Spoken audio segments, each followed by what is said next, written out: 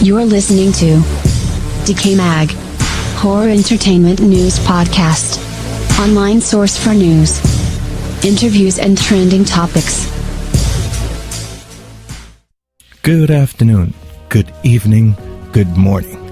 My name is Ken Artuz, founder for DecayMag. You're listening to DecayMag, Horror Entertainment News Podcast. This is Season 9, Episode 7, and we're doing something a little bit different in this podcast episode. We are going to be featuring our first, one of many, upcoming networking cross-collaborative efforts between other podcasters in the horror genre.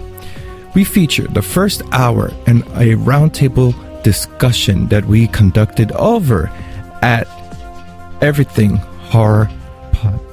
And the first segment delves on the holiday anthology, A Christmas Horror Story. The podcast over at Everything Horror Podcast was two segments. The first is the aforementioned one, and the second is the film Krampus. Do stop by Everything Horror Podcast to check out the second segment, Hour Plus segment. Once again, we feature the first hour of the segment hosted at Everything Horror Podcast, to which we participated, and afterwards hop on over to Everything Horror Podcast to hear the second segment, which is all about the film Krampus.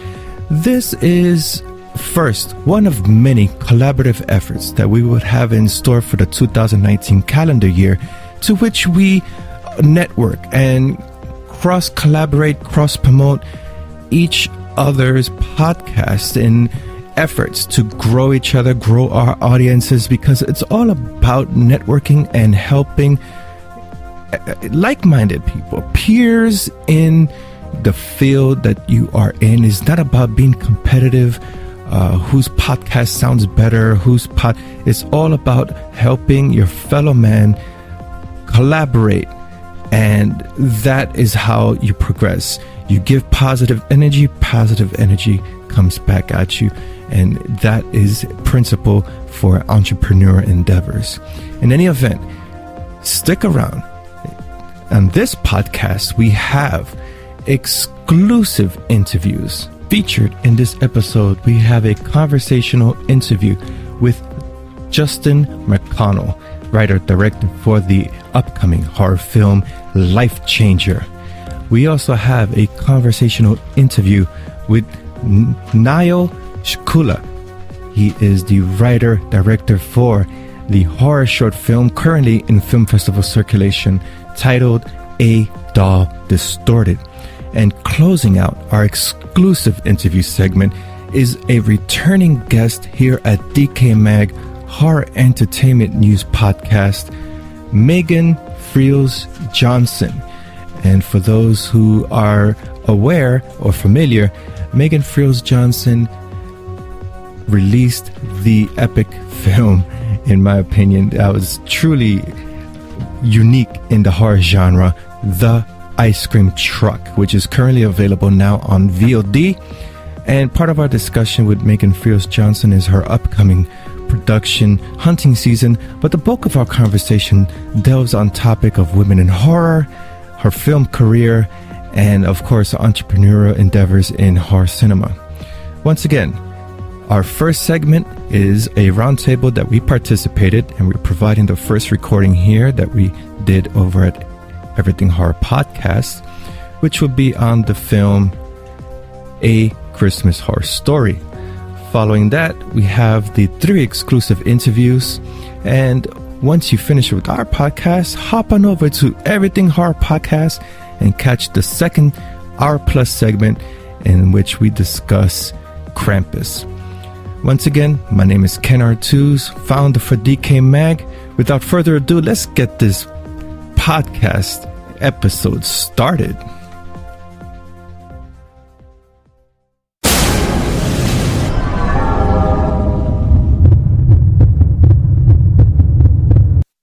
A Christmas Horror Story Roundtable Part 1. As mentioned at the top of the show, here is the first 20 plus minutes of our participation over at Everything Horror Podcast, in which the topic of discussion was A Christmas Horror Story. Of course, it's the anthology film starring William Shatner. And participating in that discussion were Paul Dulski, Tessa Baker from Everything Horror Podcast, as well as new member of the Everything Horror Podcast staff, Tristen Notte. Also joining were, of course, Stacey Cox, my co-host here at DecayMag Horror Entertainment News Podcast, and myself. Without further ado, here is the first 20 plus minutes of our roundtable discussion. Hello, everybody, and welcome to an exciting new roundtable tonight where a lot of us, and maybe one person, if they might show up later on, just comes in out of the blue. But until then, I am Paul Dulski from Everything Horror Podcast. And I am Tessa Baker from Everything Horror Podcast. And with us today, too, we have a special new member for the Everything Horror Podcast. And I'll actually like him to introduce himself. So please, hi, guys. Welcome the new member. Hi, guys. My name is Tristen Notte. I just got recruited to the crew not that long ago. But thank you guys for having me, and I really appreciate it. Welcome aboard. Happy to have you as well, Tristen. And Great. For those that are interested, you guys can find the Everything Horror Podcast on the following platforms: Twitter, Facebook, Pinterest, Instagram, at the handle of EH Podcast. And you can pretty much find all the links just by visiting our website at EH Podcast. That is EHPODCASTS.com. And with us, we have some special guests as well, as you may know them. So I will hand over to them to do their introduction. Greetings, this is Ken Artuz from DecayMag. Stacey Cox, staff correspondent for DecayMag. So the first topic is a Christmas horror story. Now, to start this off, we figured we're going to have our new recruit, Tristen, take on the first hot seat of the night. So, Tristen, if you could be so kind, could you tell the listeners of how you would describe the film A Christmas Horror Story? Well, Paul, I describe it as just like any other anthology horror film, just like Tales from the Crypt, Tales from the Darkness.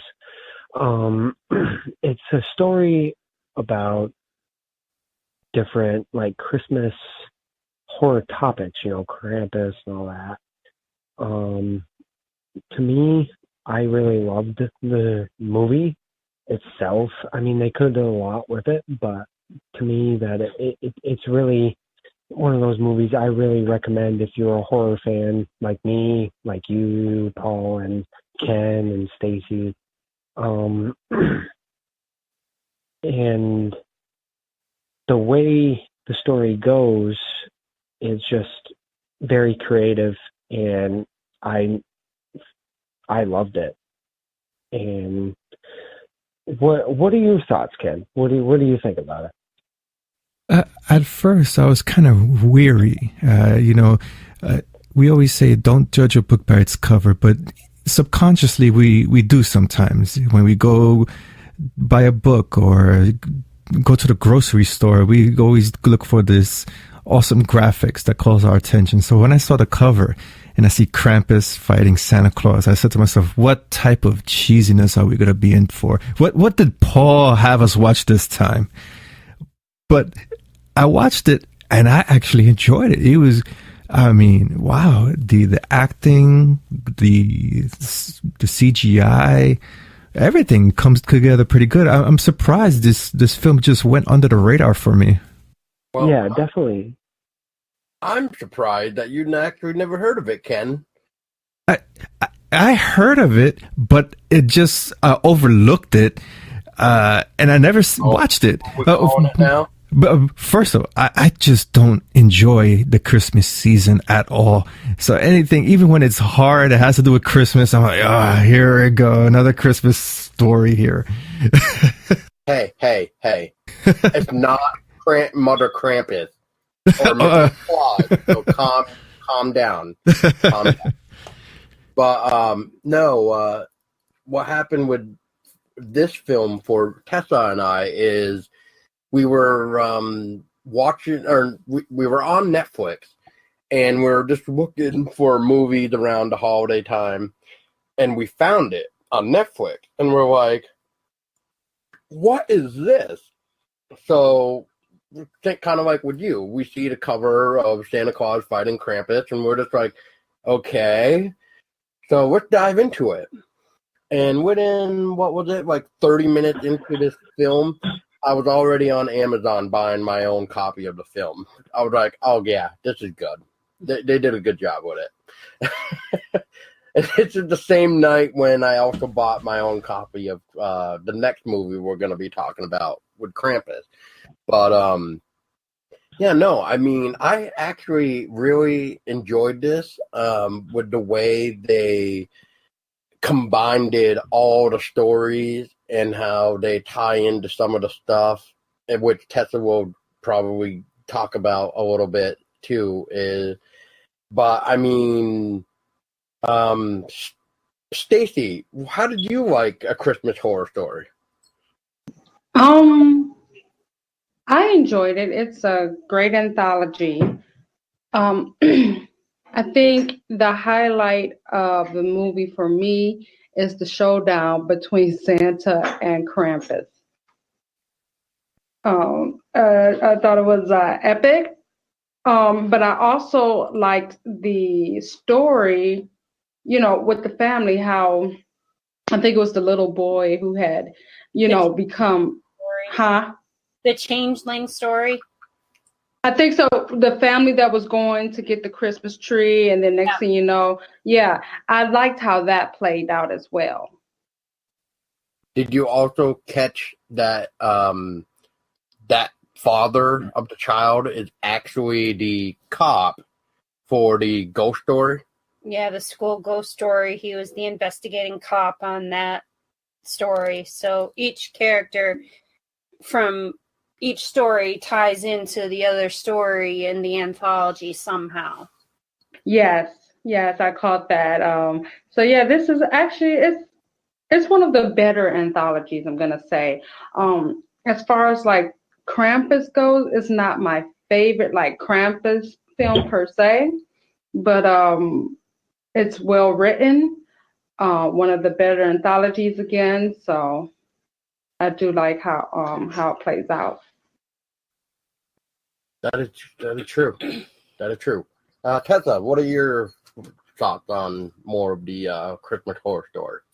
Well, I think we all can agree that it is a really good horror anthology movie, surprisingly, even with the Christmas background in it.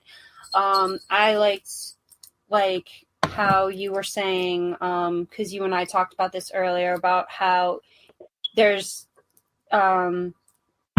different characters from each story, and they're somehow connected to the other story. So each story is connected by at least a character somehow.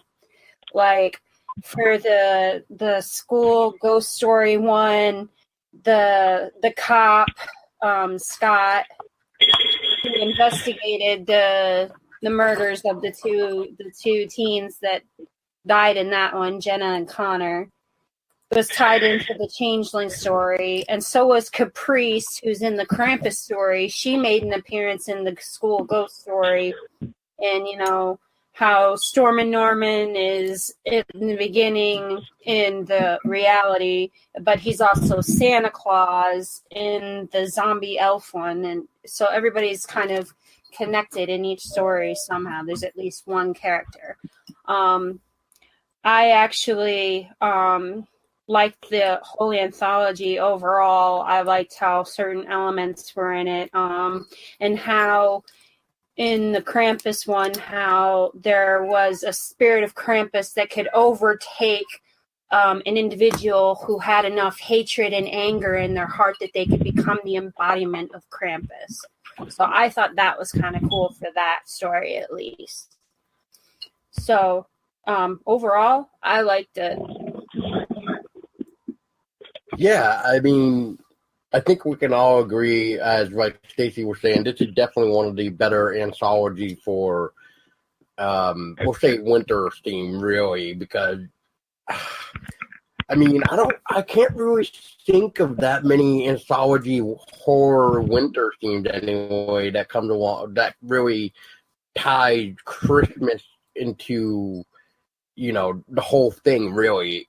And I mean, Ken, correct me if I'm wrong too, but I mean, it's just one of those type of films too where you gotta appreciate all the stories, especially if they tie in with the other story that is going on too. Yeah, I've seen my fair share of anthology films. And as Stacey has mentioned, one thing that is truly different with this film is how all the story is seamless.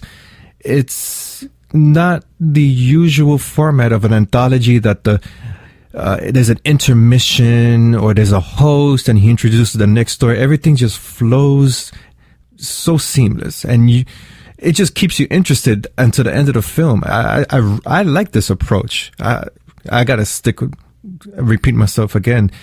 How did this film go under the radar?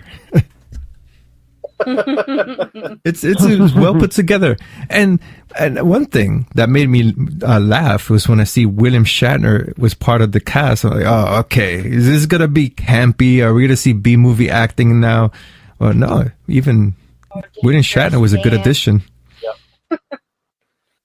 Yeah, and then we got I forget the actor's name right now, but the one that played Norman. I mean, I loved his attitude when he was leaving the radio station with the great big sign that says "Fuck Christmas." but we'll get into that a little bit too. But I mean, it is quite interesting how something like that will play into the bigger story of what's going on, of why Santa Claus is battling Krampus, and it's just, you know, I mean, I won't lie, that was a really cool ending. I'm just gonna flat out say it. I mean, that ending was so cool. I enjoyed how they did the whole Santa and Krampus. And Tristen, what are your thoughts about the ending of how you've come to find out the whole story behind who exactly is Santa and Krampus? Well, Paul, to me, that was like the hook of the whole story. You know, when the movie first starts, we have that awesome soundtrack with the little child singing Christmas Eve and all that. And then we have that little hook, or that little turn, where we figure out that the guy from the radio station is actually thinking in his mind that he's Santa Claus, and that he's facing all these zombie elves. And spoilers for people that haven't watched it. And all that ties in together to this one town, and it's like, whoa. Like, it just takes you by surprise. It really does. And also, like, how, like, you also have to think, is this guy mentally, like, did he have a mental breakdown, or did he have, like, does he have, like, schizophrenia, or, you know what I mean? Right. And like, that's where it, like, really hooks you in, and like, whoa, I'd watch this again. like, to me, I'd watch it 20 times. And it, to me, the hook and everything into that movie was very, very well done. Right. But what are your thoughts, Stacy? Like, did you like it as well as much as me and Paul did? Like, what are your thoughts about it? Are you talking about the movie in general? Yes. Yeah. Yeah. Like I said, I don't think it wasn't a bad movie. It was actually pretty good. Like I said, I like how it played out. And I mean, not to down talk the film or anything. It's not like my favorite, Christmas horror movie. And again, with the whole Krampus, how they incorporated Krampus, because actually not too long ago, fairly recently, Krampus, just the idea of Krampus, when I found out about him, became intriguing to me. Like, for the longest, I never knew Santa Claus had this dark spirit or the evil spirit for, the people who stopped believing, or, the children who were bad and everything. So when I found... Wait, what? Yeah, I know. It's shocking. I mean, I'm telling you, it's fairly recently I found out about this character. And ever since then, I became so intrigued, And so I'm watching all these Krampus-related films. And I guess in A Christmas Horror Story, I wasn't a big fan of the makeup of that Krampus, like how, the costuming and everything. Reading about Krampus, I forget which website I found it on, but reading about the history of Krampus and everything and how he looked, I thought it was a more generic version of Krampus. So I guess that's why I wasn't a very big fan. But again, that ending, that showdown between Santa and Krampus was probably the highlight of the film for me. It was a good payoff. It was. And congrats to the writing team behind this film. They really know how to put all the stories together. And from IMDb, that's Jason Philokraut, James Key, Sarah Larkson, Doug Taylor, and Pascal Trottier. Amazing. It's not every day you get to see an anthology that really comes together with a big payoff. It wants the viewer to stay intrigued until the end. No, I agree. I mean, I will agree with Stacy. That Krampus is kind of funky. And what makes it even more weird is I never knew Krampus had a really long-ass tongue like Gene Simmons. Gene Simmons from Kiss did. I mean, what's going on here? I mean... trying to get fresh. Yeah, exactly. Like, what the hell is going on? And, like... I think with the whole idea of that, though, like, I like how it came to be with, you get the naughty little boy where, should I actually, no, not naughty, like, well misbehaved child that clearly just doesn't care if he breaks somebody else's property or not. And by breaking the Krampus statue, I'm assuming between that and the daughter taking the... Caprice stealing the lighter. Yeah. That Gerhardt was provoked and became the embodiment of Krampus. Yes. So that whole scene played out pretty nicely, especially the scenes in the woods when Krampus is hunting them down with the chain. That was pretty well done. I like that because it's just like you don't know where Krampus' chain is going to come from and drag you at any point in time. So Krampus in this film was a cross between Pinhead with the chains and Venom with his tongue. Exactly. But one thing... Yeah, wow, I didn't even think about that. I didn't think about Hellraiser either until Candace mentioned it. But one thing for A Christmas Horror Story is the way the CGI was used, and I for one, I don't like CGI. I like practical effects, but here the CGI comes together fairly nicely, and we could talk about that and also the practical effects. I particularly enjoyed the costuming for Krampus. I think there's too many films to even think about and compare, and each have their own Krampus look. But this one was quite unique, and it's all white, looks like a ram, looks like a demon, and it's got a little bit of everything going on. It feels original for this film. I'm trying to think. The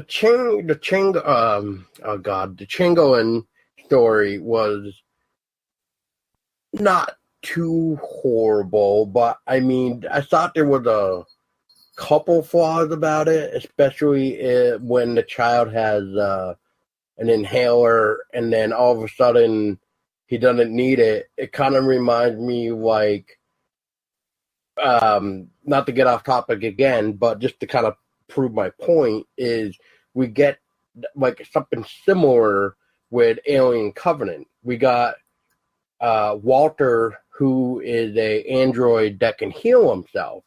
And then we got David, who can't heal himself. And then during that big weird twist in Alien Covenant, spoiler alert for those that haven't seen it, but that fight scene of Walter and David, and then after that, when we get that mysterious one where we don't know who actually won, and then he asked the crew to be patched up. It's like, wait. Well, hold on a minute. They clearly should know Walter can heal himself and David can't. So it's just like, wait a minute. Like, they should have put 2 and 2 together and figured out that it was David, not Walter. But and then in this case, they should have realized, my son's not using the inhaler anymore like he was, especially with the walk trying to get the Christmas tree. Something can't be right here.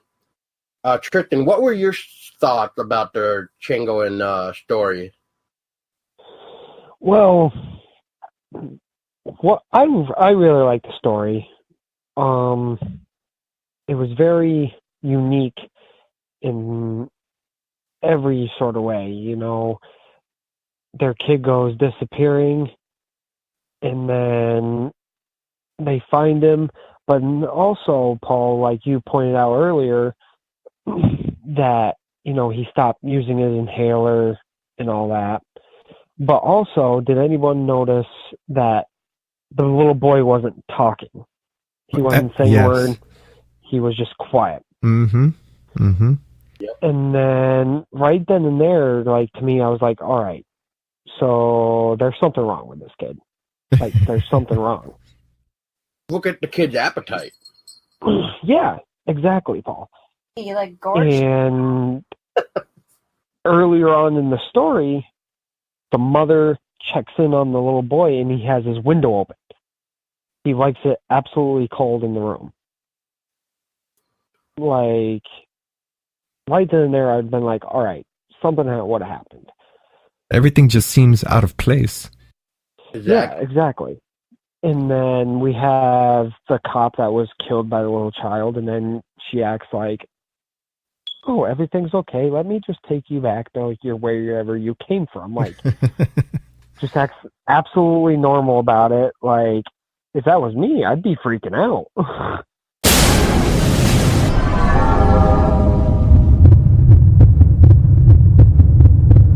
Segment 2. Exclusive interviews. Johnston McConnell, writer, director, Lifechanger.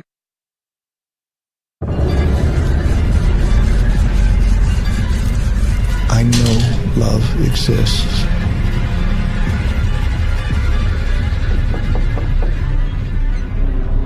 Hey, good morning. I'm Detective Ranson. Mind telling me where you were?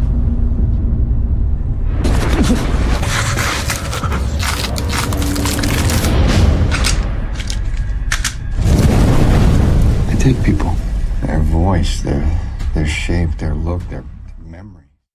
first interview in our exclusive interview segment is a conversation with writer-director Tristen McConnell. His upcoming horror thriller is titled Lifechanger, and here is the synopsis. A murderous shapeshifter sets out on a blood-soaked mission to make things right with the woman he loves. This upcoming film is revolutionary. I have never seen or heard of a concept such as this, a murderous shapeshifter.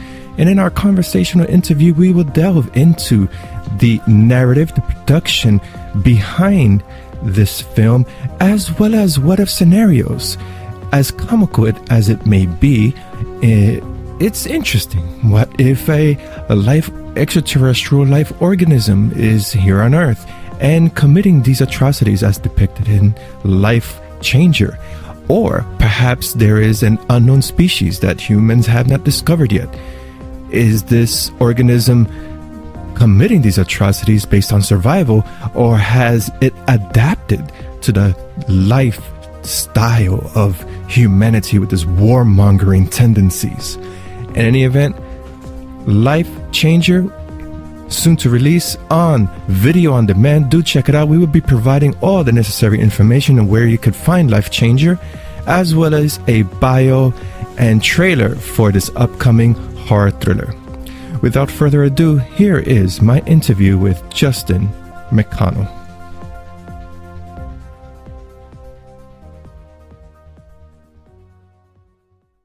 Once again, thank you for your time and for this interview, speaking about your career, filmmaking, and of course your upcoming film, Lifechanger.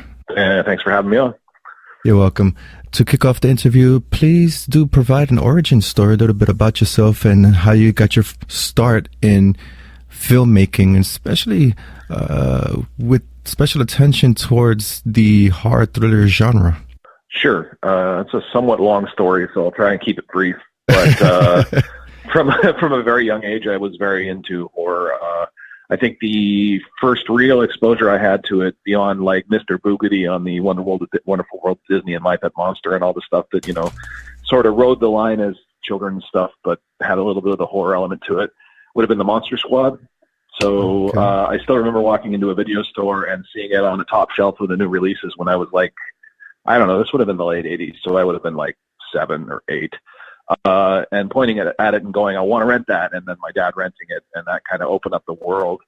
And then over time, I used to get sick a lot when I was really young, so my dad would rent like Alien and Predator and, you know, the stuff he thought I should see, and then be like, don't tell your mom. and like Argento's Phenomenon, which was called Creepers on home video, which I probably saw at the age of 12, and that fucked me up nicely, but in a good way.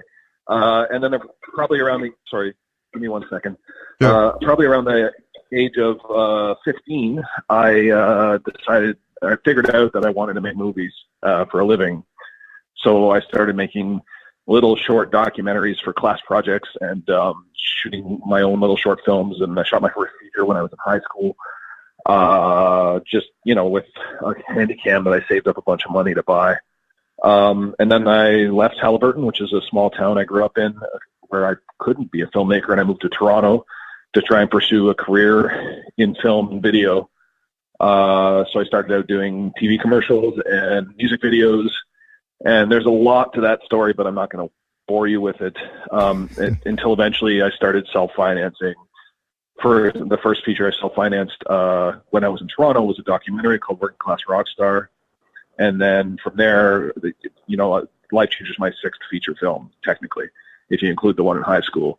And I've done a bunch of shorts and a whole bunch of music videos.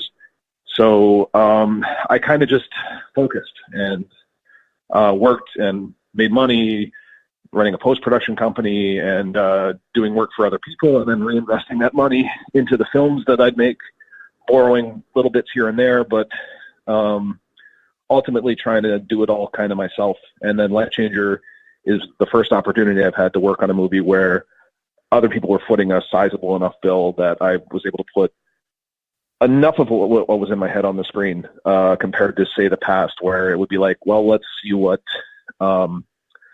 compromises we can make. in order to pull this off for like 20 grand or whatever it happens to be. And so this one, I had a little bit more flexibility and freedom to pull off what I was hoping to do. Your origin story does resonate across the board. I've heard so many guests on this podcast follow the same path, such as the one you described, in which they're influenced at a young age, watching films, picking up a camcorder, or using the VCR to do editing, and it just flourishes from there. It's amazing. There's a certain thing with the generation of filmmakers I'm in where we were exposed for the first time as we were coming together in our formative years with things like bonus features and HBO First Look documentaries and like stuff that really showed the filmmaking process a lot more than past generations. So beyond, all of the, the horror boom in the 80s and 90s and the practical effects boom and all those like truly memorable horror movies that came out then, beyond that, there was also this sort of push to remove the mystique from the filmmaking process and sort of show the nuts and bolts of it. And in the early 90s, there was the independent filmmaker push where, these filmmakers would be nobodies, the Kevin Smiths or whatever, who go to Sundance and then end up with these rock star-like careers. So you get that idea in your head and you pursue an ideal of that. And then by the time we got old enough to hit the actual industry, everything had changed. So right. It's an interesting sort of path that I think a lot of people my age took the same sort of similar path into film. I mean, obviously there's people that are born into it to some extent because of who they are and where they were raised and who their parents are and, how much money their parents have and all that sort of thing. But otherwise it's kind of stories like mine and I mean others, but the common horror filmmaker story is pretty similar to what I've got for what I've just said anyway. Right. And to touch on that also, it's all about the grind and what you had mentioned also, doing post-production work, taking that money, allocating it into your own projects, rinse, wash, and repeat, and keep at it, because just as you had mentioned, there's this pedestal that the regular average viewer, member of the audience would think, oh, they're a director, they live in a mansion in Beverly Hills, and it's not like that. There's a lot of work that gets involved into doing that. Yeah, exactly. For a lot of independent filmmakers, it's not that at all. You just scrounge together pennies until somebody gives you an opportunity. And I mean, it is a somewhat privileged position at times, simply because there are rewards that come with the job. Once you actually make movies people want to see, you get to go to film festivals and travel the world and all that sort of thing, which is great. But even then, it's not like those festivals are paying for you to go a lot of the time, right? You sort of have to, they might offer you a hotel room or they might offer you free food or whatever it is, but chances are you're covering your plane ticket. It's not, there's definitely a perception versus reality thing on the indie level. And I'm far enough down the ladder still that I get a little bit of notoriety, but it doesn't necessarily translate to a very comfortable life. Whatever comfort I have comes from the client work I do and the grind. So yeah, that makes total sense. Right. And one aspect that I find that it's a handicap, but it's a good handicap in a way, is, and you had mentioned it, the budget for the film. If you could create a film on a low scale budget, and once you have another project in the works and you have investors that are shelling out 10, 20,000 to create your projects, you more or less have an idea on how to allocate those funds properly to create a great visual narrative. Yes, to some extent. I mean, if you spend your entire career having to cut corners, then that's the way your mindset you're gonna be in, right? Mm-hmm. So when it comes to the point where you reach a larger plateau, that mindset's really helpful to save money, but it also can limit your creativity somewhat in that you don't really know that you can ask for certain things. Mm-hmm. So it's really sort of it's a bit of a catch-22. I mean, there are filmmakers that start out with big films, like for whatever reason they fall in, or they made an indie film and then their second film is like $150 million blockbuster or something. And I don't know right now. I can't fathom that giant jump because it's almost like you go from a really hands-on approach to you've got this massive team you're making decisions for, but you're far less hands-on and you really don't know how deep the well goes in terms of spending. So I could imagine there's a big disconnect there. That's like, I keep mentioning, well, I mentioned the ladder, like the career as a ladder. That's almost like taking an elevator up the ladder instead of climbing it rung to rung and sort of like gaining your chops and getting there bit by bit by bit. But I would definitely say that it's both a blessing and a curse, because you have to adapt. As the budgets go up, you sort of have to adapt to what that means, and let go of control over things that, because you didn't have any budget before, you were doing 5 or 6 departments. So you're on set trying to, like, now you've got 5 or 6 people doing those departments, and you keep trying not to step on their toes because you were used to doing it all yourself. And it's a learning process. Mm. Interesting perspective. And speaking about adapting, that brings us to Lifechanger. And watching the film, one of the things that jumps out, one of the obvious messages that jumps out is adapting and surviving. I find this to be quite unique. I haven't seen a film like this before. How did this idea come about, this unique serial killer? Well, initially I was just in 2014, I was trying to come up with an idea I could do for very, very, very little money, because I'd been trying for a few years to get a couple larger projects financed, one called The Eternal, another called Tripped. And I'd had a bunch of scripts that were written that I've been taking meetings on, and got really close to multi-million-dollar budgets a couple times before the recession hit in 2009. And I just kept grinding and trying to get these movies made, taking meeting after meeting after meeting.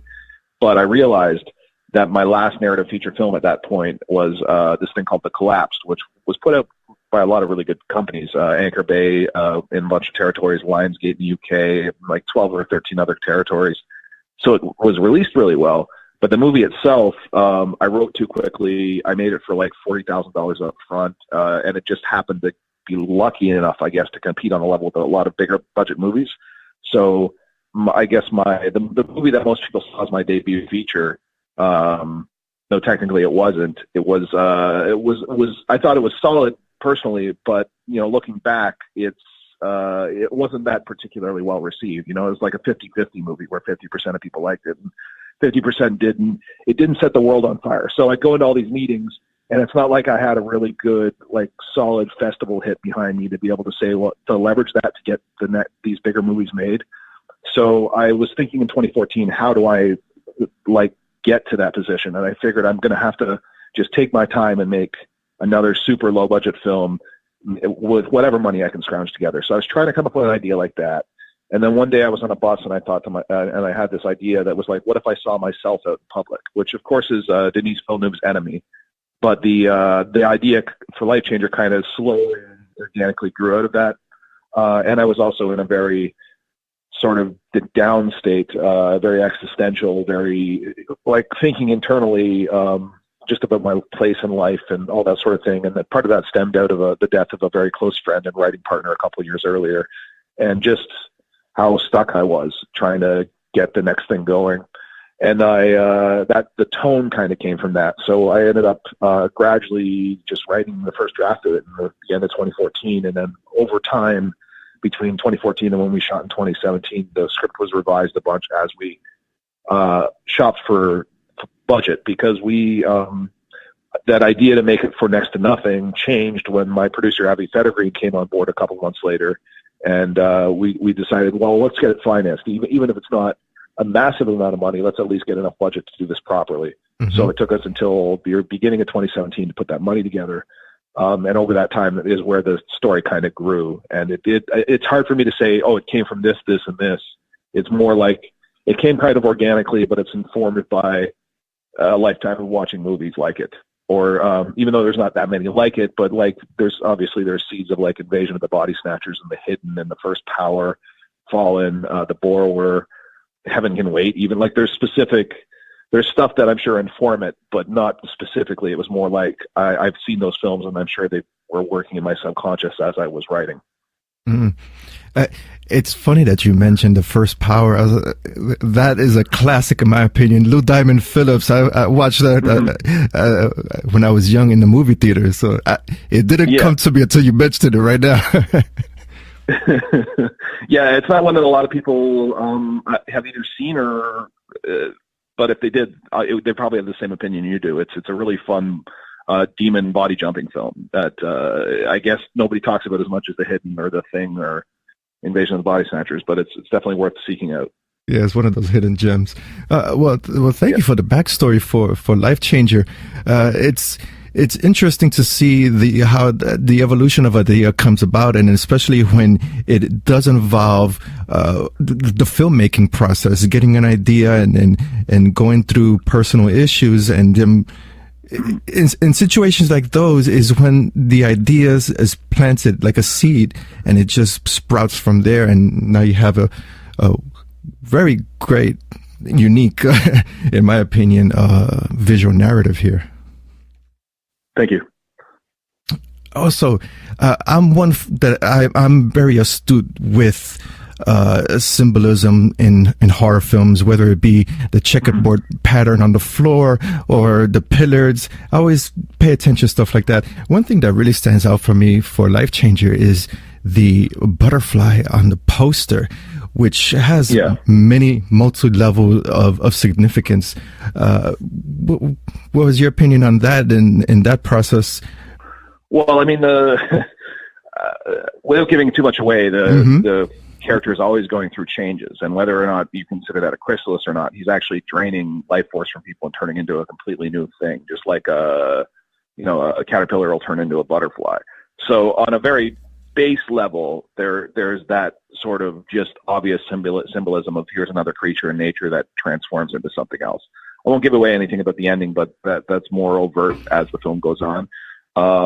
But that being said, I worked the butterfly symbolism into the movie in a lot of really subtle ways. Some stuff that got cut out, like I spent money to buy stock footage of like monarch butterflies being hatched, and the beginning scenes, what she's watching on TV when she's smoking a joint, is that like a nature show. But I ended up cutting that out because it just seems so heavy-handed. But throughout the movie, even in the production design, like Laura's got pin butterflies in a frame on her wall. The bar they're in throughout the movie is called the Monarch, which we didn't necessarily choose the bar because it was called the Monarch. It was the best one we could shoot in for the price, but it just kind of fit so well that it was like, okay, I better get a shot of the sign. There's constantly shots of insects and these lower life forms that are known for becoming, they start in a larval state and then they end up in their final state. So that symbolism and metaphor is definitely worked through the movie in subtle ways to build towards something. And I'm not going to say that in the interview because people need to see the film, but it's definitely there, the concept of transformation, of becoming the real you, of becoming, the thing you're meant to be. Also on a moral story level with the path the character takes and the guilt he feels, and just like the point of the story, a lot of that kind of is symbolized by the butterfly. But that has led to some people watching the movie and going, well, why isn't there wings? Why doesn't he have wings? It's like, okay, all right. I don't know. Nobody in Silence of the Lambs had wings. The Thomas Harris book, right, is a butterfly too. And it's not like somebody physically has wings in that. But anyway, I digress. There's other symbolism for the movie too. And I mean, if you really think about kind of the metaphor of the story, the idea that, you in a bad relationship, you change yourself to fit with the need or what you believe your partner wants from you. And then if you keep doing that your entire life, you never really live your life. You end up, missing everything because you were trying to be someone else the whole time. And instead you could have been yourself. And maybe you wouldn't have caused as much damage like that metaphor at the heart of it. Right, that is also true, and that also applies for the worker bee mentality, the 9 to 5. You wake up in the morning, you go to work, and you have this mentality of how you're supposed to be. But then, in most cases, you have a dream that you want to fulfill. Let's say a singer songwriter, and that's also bugging you. And where in your life do you see that shift? It also applies to that concept as well. Yes, yeah, for sure. It's the idea that so many of us live in like a pupa state, and we're still the caterpillar, and yeah. I mean, there's a lot of different interpretations you could take away from it, and I've definitely had people approach me with a lot, and a lot of it fits and tracks, and even whether it was intentional by me or not, ultimately, I'm glad that people can bring their own meaning to the story. That's to me, that's a sign of something that works. Maybe not for everybody, but definitely works. Mm-hmm. Yeah, that's something, as I mentioned, I'm astute to these little details, especially when it has to do with symbolism. It conveys a message it bridges the gap actually between the creator, the artist, and the viewer, and they could just dissect it in every psychological level. But at the end of the day, it's a great form of entertainment. It is horror. Mm-hmm. It is, but horror is such a massive umbrella, and I think if more people accepted the idea that horror can be a proxy for any kind of story, as long as you're entertaining the audience to some degree, even if you're not, even if you're just making the audience incredibly uncomfortable, for whatever reason your story does that, horror is a catch-all for a lot of different stories. Like it's a great shorthand to be able to get a lot of great ideas out in a way that where the audience will accept it, because you're already dealing with the supernatural or something outside the normal realm of human experience. You can really get to the heart of human experience by sort of exaggerating or putting people in the idea of the absurd. And it's almost like their guard goes down, because if you're too overt about something in a drama, people will cry foul and say it's no, that's a heavy-handed or obvious approach to this idea. But if you put it in a horror film and it's almost delivered through metaphor, and people are able to think about it and think about what's below the surface, then I think you end up with a more interesting and acceptable way of getting the same sort of idea across, whether or not they both work. Both approaches work, but I think horror, especially, throughout history, horror has done that. And there's been this sort of push lately by a very vocal, but maybe, I don't know if they're in the vocal minority, but like people who approach horror and say, well, where are the jump scares, and where's horror doesn't have to be this tiny little narrow focused genre. It's much more all encompassing than that.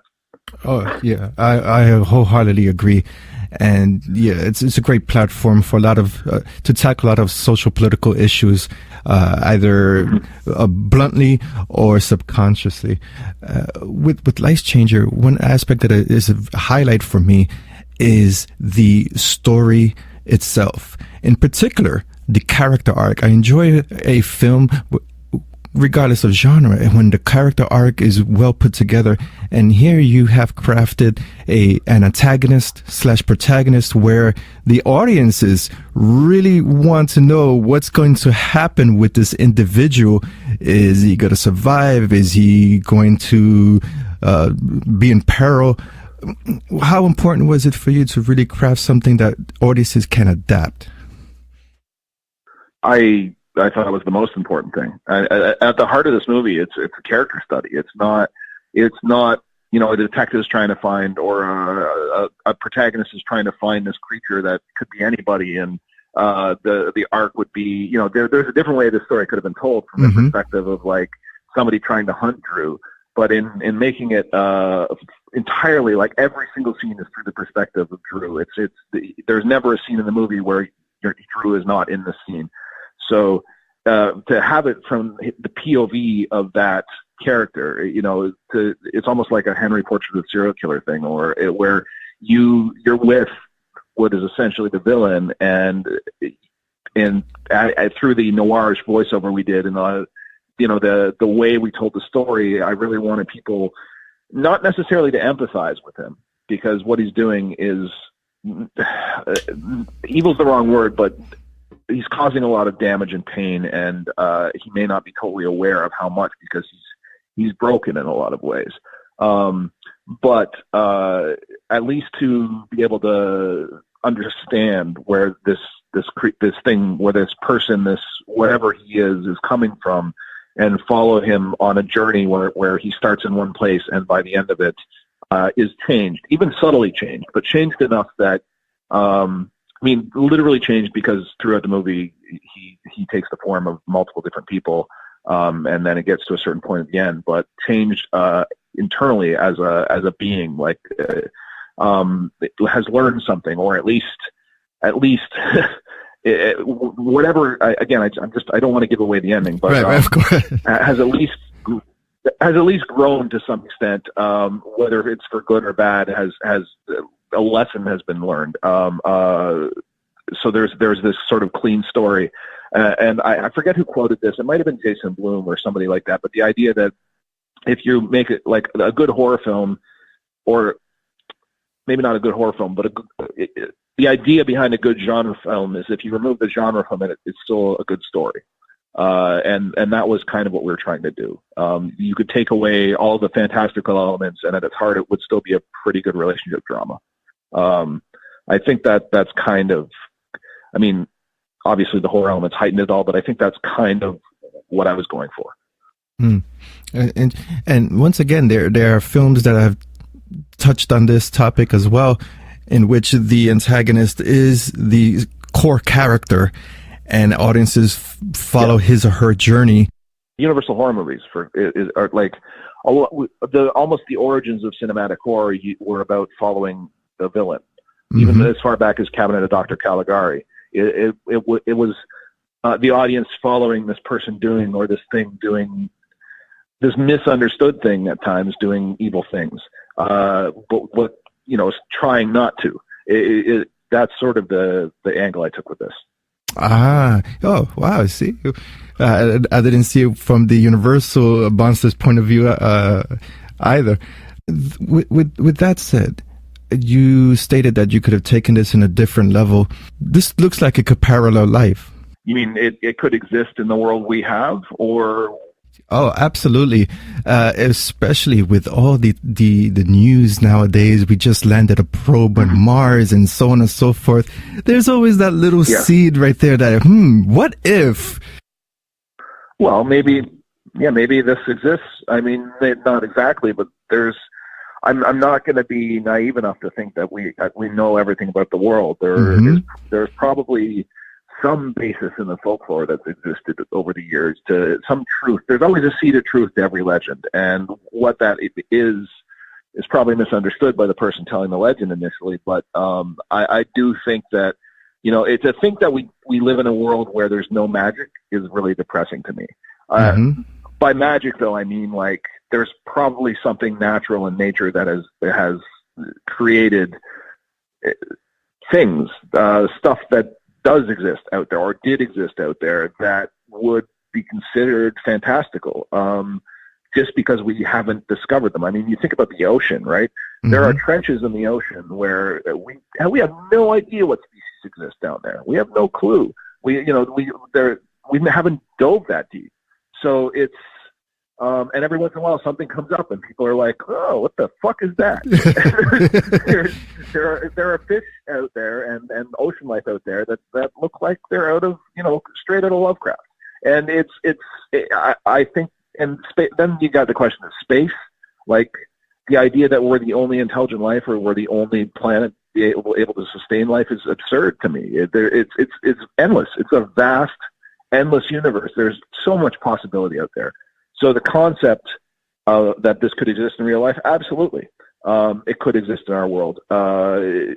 We just don't know, or we don't see it, or whatever else. But that being said, I think overtly you take everything with a grain of salt until you're proven otherwise. But I'm open to it. I'm open to the concept that there are things out there that we just don't see. We just don't know exist until we do. And then things change. once again with the antagonist / protagonist in Lifechanger, I would see, from while watching the film, from my perspective, if someone was visiting Earth, or this creature, somehow a freak of nature, would be on Earth, that is what his day-to-day life would be. It wouldn't be some absurd sci-fi effect. It's just a creature trying to survive, trying to adapt, and really in conflict with itself on its basis for survival, because basically that's what it is, trying to survive. Mm-hmm.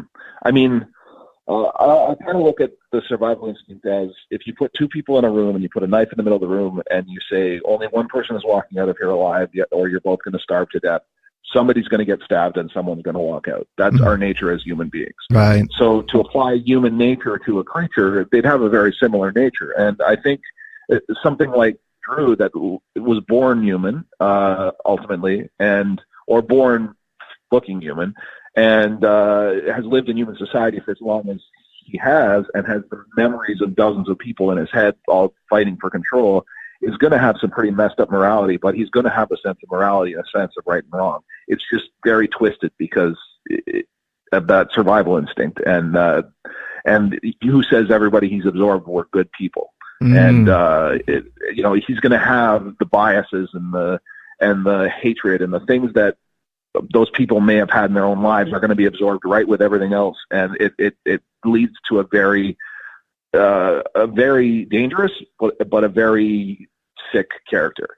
And I think that absolutely, in terms of if they existed, or if something like Drew existed, he might not have the exact same personality as Drew, but there'd definitely be a war on the inside between what is right and what is wrong, and what I can do and what I don't, not just to avoid detection, but also just to try not to be evil.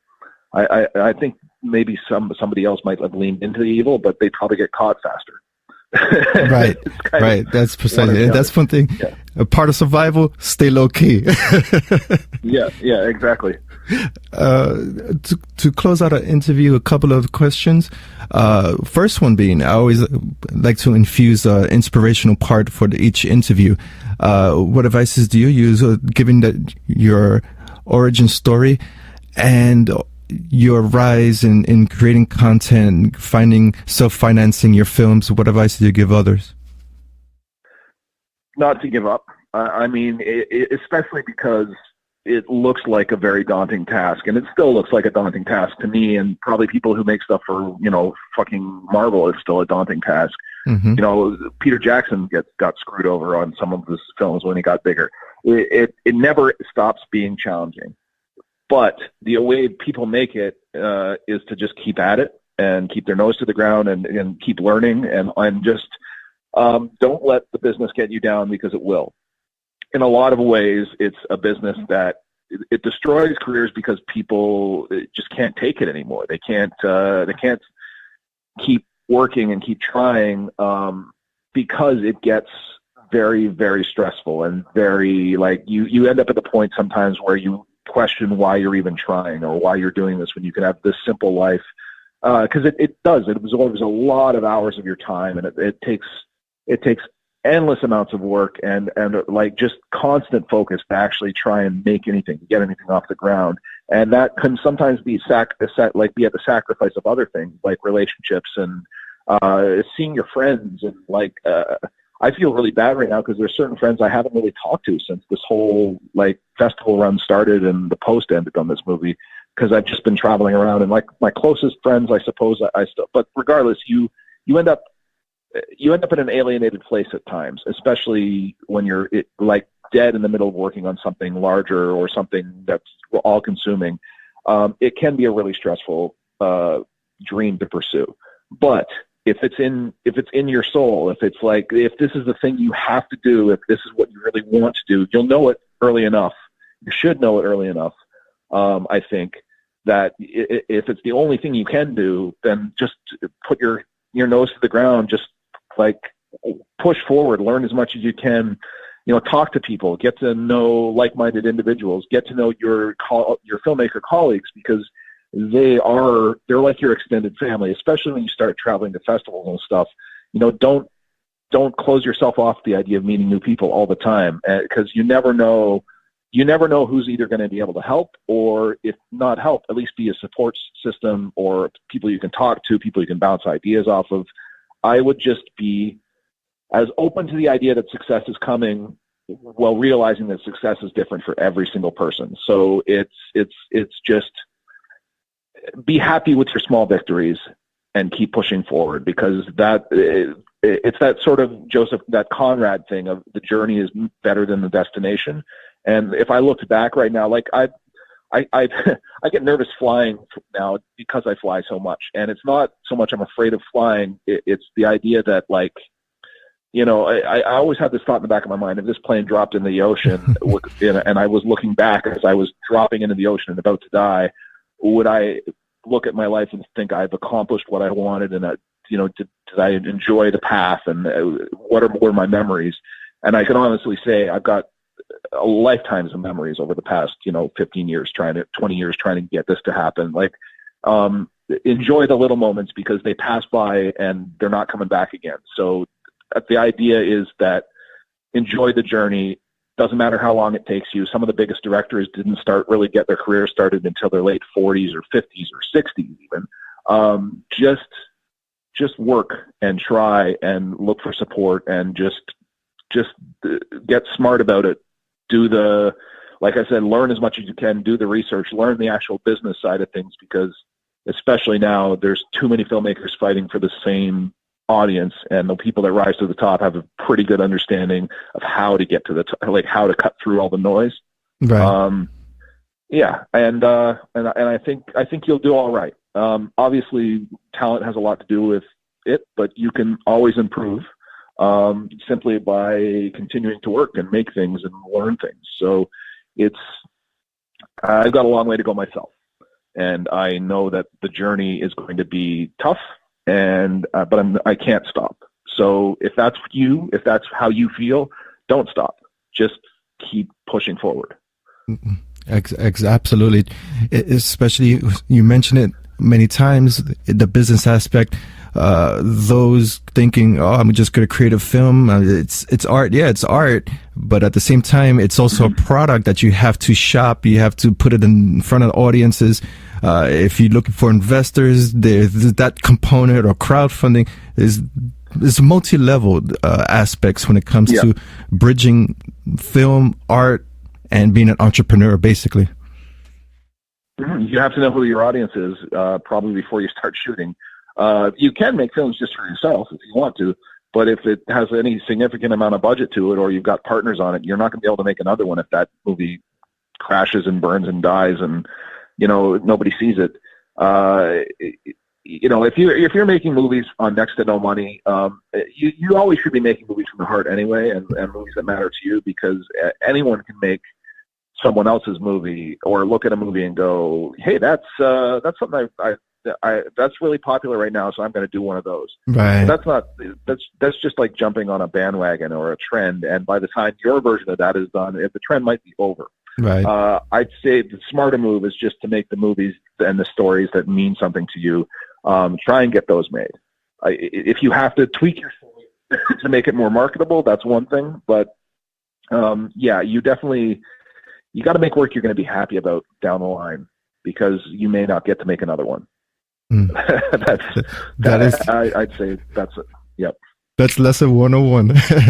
And to conclude the interview, it's an open platform. Please plug in any information that you care to share with Lifechanger, anything that you have working on, and social media handles if you have them. Sure. So my company website is unstableground.net. I'm on most social media. I'm on Twitter, Instagram, Facebook, and LinkedIn for some reason.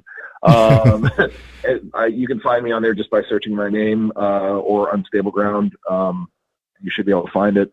Lifechanger's coming out across North America on January 1st on VOD, and will be out on Blu-ray and DVD a few months later. We haven't announced that date yet. It's coming out in the UK in February, I believe, across the UK.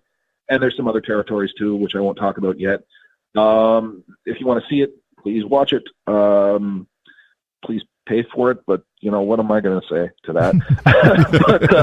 But in any case, I've got other up. We're currently in post on a documentary series called Clapboard Jungle: Surviving the Independent Film Business, which I've been shooting since 2014.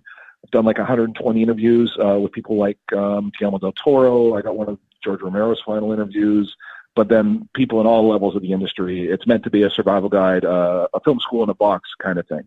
Mm-hmm. So that'll be coming out sometime in 2019 after a long wait.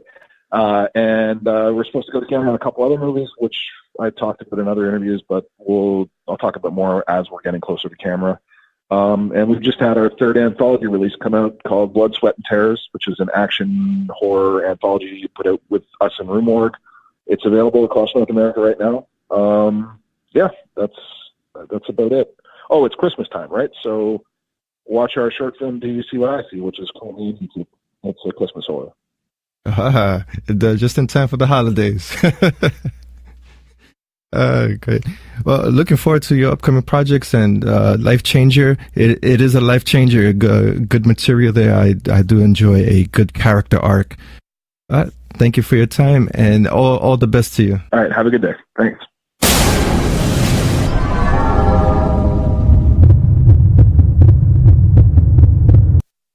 A Christmas Horror Story Roundtable Part 2. Here is the second part of the roundtable discussion we participated in at Everything Horror Podcast. Once again, the topic of this discussion is the horror anthology, specifically holiday horror anthology, A Christmas Horror Story. Once again, this is the second part of this 1 hour long roundtable discussion. The man that owned the plot of the land where the Christmas tree came from, where he dealt with the Chingoan all the time, on top of trying to say like, this isn't your son anymore. I mean, I guess if somebody were to call me and tell me like, hey, that ain't your boy, I think in this case I would be like, you know what? I think you're right. Because, I think I've seen enough horror movies to know. And plus, if it is my kid, which I'm not quite sure how old the boy was, it's supposed to really be. But let's just say he's like 4 years old, just to say, maybe 5.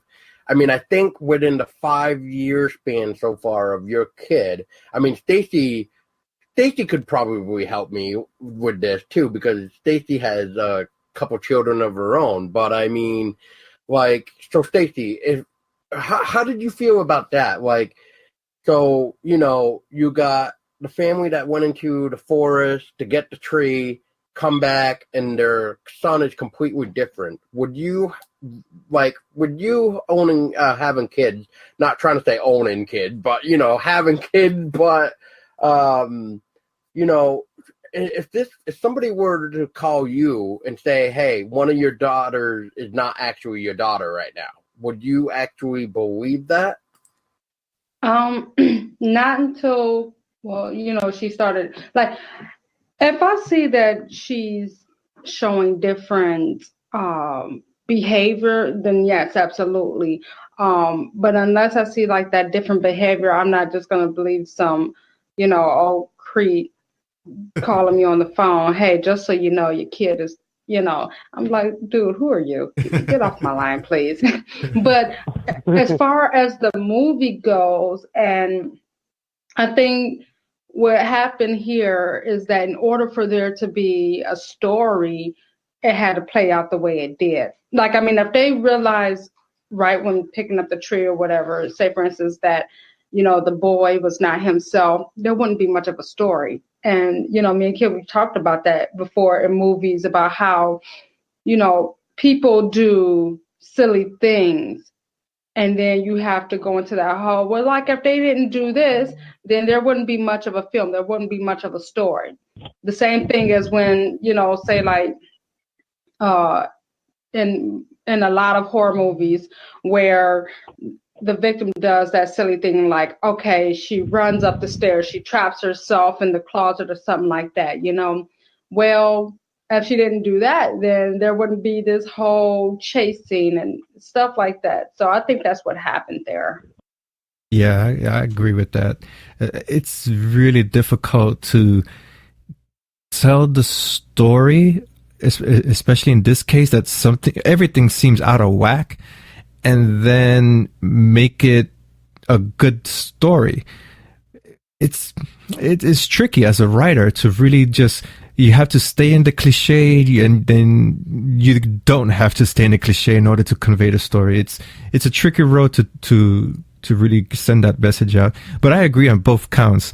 If things wouldn't happen, we wouldn't have the story. And on the other hand, things were just too silly for it to happen anyway. Well, yeah, because remember, as annoying as cliches are, without those cliches, the movie would end in the first 10 minutes, 10 right. 20 minutes. Right. So there's no story. Right. So, we sit up here and we get mad at movies like, just say, for instance, Scream. I know what you did. I said, it's like, why did you just do that, you idiot? You could have,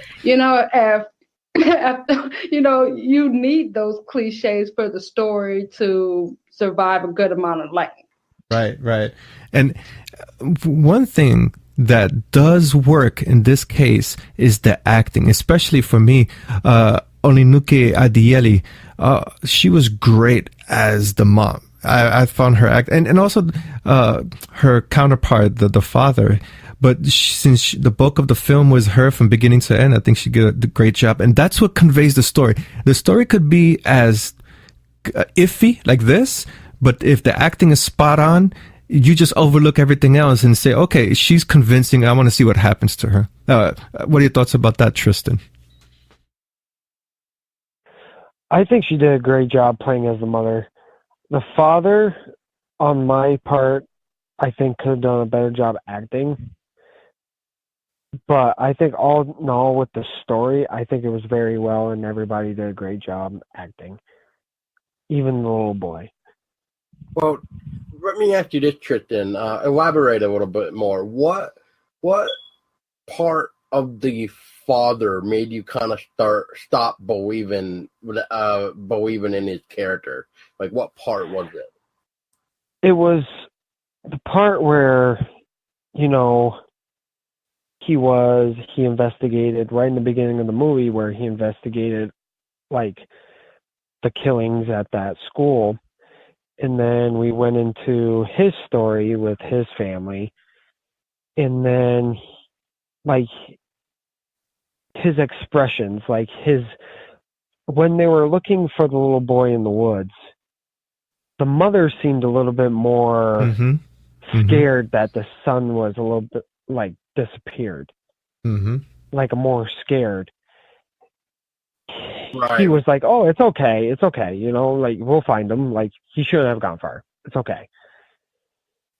Or maybe the father was acting like that just to kind of, comfort his wife, because, you don't want two people freaking out at the same time. But because, it's kind of like me with Tessa. Like, if she's upset and I'm trying to not show me being upset, I need to we try to stay calm and try to calm her down too, because, it's like saying, it's okay, we'll find him because he was just here. Maybe he is just like a few feet away, like, something like that, just to kind of calm him down. But otherwise, yeah, I see what you mean. Ken, did you have at any point in time in the film yourself that you've kind of felt maybe somebody's acting was a little off? Well, in this story in particular, the actor that plays the father, Adrian Holmes, the part that he finds his son in the tree, it wasn't actually his son, that reaction was not scary at all. I mean, he was supposed to act like he's petrified because something touched his arm through a hole in the tree.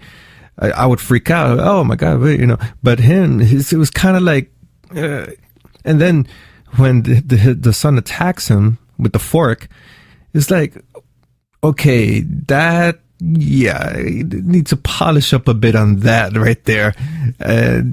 Those are just two examples that it was kind of iffy, and that's why I put Anunnaki Adieli as being the star of this showcase here. Her acting was more convincing, especially at the end when she, of course, brings the child to the back to the forest. She was crying. She wanted her child. It felt authentic. Agreed.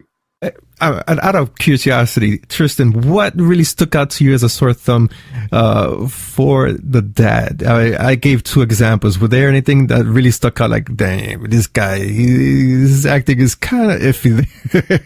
Besides what you just pointed out, Ken, I really agree what you said. Like, he should have reacted a lot better when his hand was touched near the tree. And I know we were talking earlier about the mother, but also it just brought back when I just watched it like 2 weeks ago on Shudder, and when the mother shot that creepy guy that owns the plantation that has the changelings in it, she didn't really react. She really was like, "Oh, I just shot somebody. Now what am I supposed to do?" Like,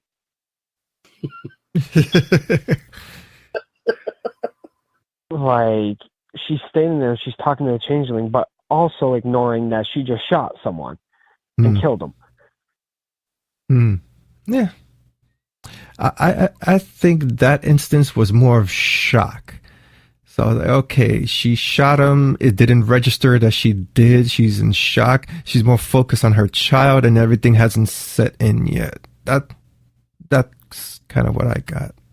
How about the school there? Oh, man. Wow. Go on, Ken. Go on. It was an interesting story. I mean, it's interesting. It just felt too familiar to me. Okay, what made it so familiar to you? For anyone who hasn't seen Veronica is it Veronica? I think it's Veronica on Netflix. Right away, like, okay, here it goes. One of those found footage, semi-documentary type films. A couple of, a few curious kids go to investigate a haunting or murder and blah, blah, blah. We all know, we've seen this before. And the only difference here, basically there's no difference. It's too much of a template for me. And yeah, it just reminded me of Veronica so much. Well, real quick, Ken, what were your thoughts on Veronica? Did you feel it was overhyped too, just like me? No, you know what? I think the horror community created the hype. I don't think it was hype. I don't see Netflix churning out trailer after trailer like they did with Halloween, like they did with Strangers. I didn't see that. I didn't see any proper advertisings anywhere. I think the horror community saw this and said, "Oh wow, wait, this is going to be great!" Boom, and then the word spread like wildfire. And when everybody watched the film, it wasn't what they expected and started bashing on it. And so it was good. You never saw the article floating around about Veronica is supposedly so scary that people can't even finish it? That was a double meaning. It was so scary in that it'll dull you to death that you wouldn't end up finishing. It was double speak. Yes, exactly. That's why when me and Tessa watched it, we're like, what the hell? So we're just like, okay, we're going to post our review of this, and this is how we're going to title it. And we titled the article something about like done being overhyped with Veronica or something like that. And I pretty much were just saying, I guess a lot of people are too pussies or something that find this scary, if they even do find it scary, to turn it off. So, right. And then I tried to do some research of trying to find a real story, which is somewhat in there. Well, anyway, back on topic. Yeah, I mean, that ghost story, I mean, you know, it's almost like watching... what's that film? Ghost Encounters. That's the one. Yes. That's the one. Name of, yeah. I mean, it's like, instead of doing a TV show, they're doing like a documentary, trying not to get caught, but vice versa with Ghost Encounters, where they had permission, walked inside, yada, yada, yada. But, it's just like, okay, we already know what's going to happen here. Somebody's going to get possessed. Just knock it off. But what made this possession more interesting is the writing on the wall that they encountered. Which, babe, what did the students, I will say, when they were in the school, when they weren't supposed to be, when they were filming the documentary for the murderers, what did they find on the wall? I believe it said, unto a child is given... will be, like, born or something. Another will be born or something like to that effect. Yeah. So, Tessa, what did you think of that ghost story? Honestly, I think it was probably like I wasn't really into that one very much. I mean, I followed it and I understood it. Molly ended up being possessed by the ghost of Grace, who was an impregnated teenage girl who lost her baby due to abortion by nuns. Yes. So it was like she was trying to reach through Molly just to make sure that her child would be reborn through someone else. Yep, which was pretty much killing off Dylan because Dylan refused to cooperate. He refused to do the deed. Yep. Because he was with Caprice. He's with Caprice. That's his girlfriend, which good boy for being faithful, but in this case it cost him his life. Yeah, with a crucifix to the eyeball. Yep, through the eyeball socket. And then we get poor Ben. Yep, poor Ben, who ends up impregnating Molly, possessed by Grace. Yep. And ends up dead anyways, with his neck being snapped. While being levitated against the wall. Yeah. And pretty much getting rid of him. Yeah, pretty much Grace was like, okay, you did what I wanted, you did the deed, I have no use for you anymore, bye-bye. Yeah. Stacey, what did you think of this ghost story? I mean, I agree with you guys. I liked it. Like I said, it played out well. So, but you all make very good points. Yeah, I think your daughter agrees too. I agree. Yeah. I'm just up here feeding her, and she's drinking too fast. Oh, poor baby. I always tell Stacey, yeah, your daughter can be in the podcast. That'd be so funny. That's what I'm trying to tell her too. I mean, hey, the daughter needs to put in her 2 cents too. I mean, exactly. Our cats do. That would be great. Especially when there's something that we don't agree upon, and then Stacey, your daughter, she'll just coo or make a sound. Yeah. That is hilarious. Yeah. Actually, when me and Lyric are playing video games, and you've been seeing the videos, and London is in the background on one of them, and I'm just like, tell her, London, tell her. But before I get into my final thoughts of A Christmas Horror Story, so Ken, I'm surprised you didn't mention this about Krampus, but I mean, Krampus is kind of buff, don't you think? And I mean, he's wearing a kilt too, so isn't he like some type of Scottish Krampus going on here? Yeah, that's what I say. I like the design of this creature here. It's out of the few actually Krampus films that I have seen, especially with the next topic we're going to discuss. I think this one really stands out. The design, he's all white, looks like a ram, looks like a demon. He got Venom's tongue and Pinhead's chains. It feels cool. It looks good. I know they spent a ton of money on that practical effects right there. A ton of money. That's an awesome looking outfit. And as I said before, with the CGI, it works well because, of course, the CGI touches, makes some touch-ups on the costume and, of course, the blood and the gore. It comes out nice. It comes out really, really, really good. I'm impressed of that costume. And I don't throw that compliment out much, but yeah, when it comes to Krampus, that one he looks good. One thing I will say real quick, for those of you that remember the joke, but this is where I'm going to say, man, Krampus' tongue makes you want to go, are you going to eat that? Wow, you remember that joke? Oh, gosh. Wow. I bet Stacy remembers. Yes. Oh, wow. Tristan doesn't know about that joke. Tristan does not know about that joke. No, he does not. Well, we got Paul, before the podcast began, you shared how you met Tessa. I guess I'll share this story with Tristan. Tristan, you're a gamer, or not pro, but somewhat gamer? Yeah, I'm a somewhat gamer. You heard of The Last of Us Part 2, correct?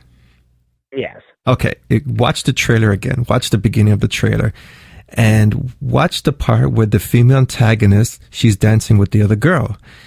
And the other girl, of course, we all know that's the post-apocalypse, that there's no running water, or if it is very few. So the girl that the protagonist is dancing with, she mentions that she doesn't smell good, of course. So she wipes herself all over the protagonist. And you see that in the trailer. So my wife is like, are you going to eat that? We all started cracking up because like, oh shit, it makes sense. Oh, wow. Now when you watch the trailer again, How to get that clip. when we watch the trailer again, it's going to make sense, like, because they become lovers and somewhat. And it's like, oh yeah, that's not sexy at all.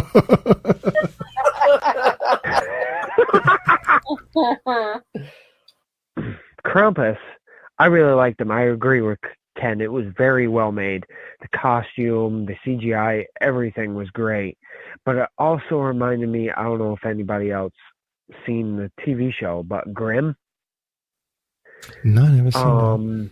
Used to come on Fox or whatever, and they had a holiday special where Krampus was the monster in the TV show, and it kind of resembled what happened with the story behind Krampus, how he became to be, and how he possessed the body of people that were very angry and all that. And in this TV show, it really resembles what happened in this movie. Guy gets mad, gets possessed by Krampus, and starts stealing, like kidnapping and abusing bad children. And that really stood out to me, and that's really where it got me with that story.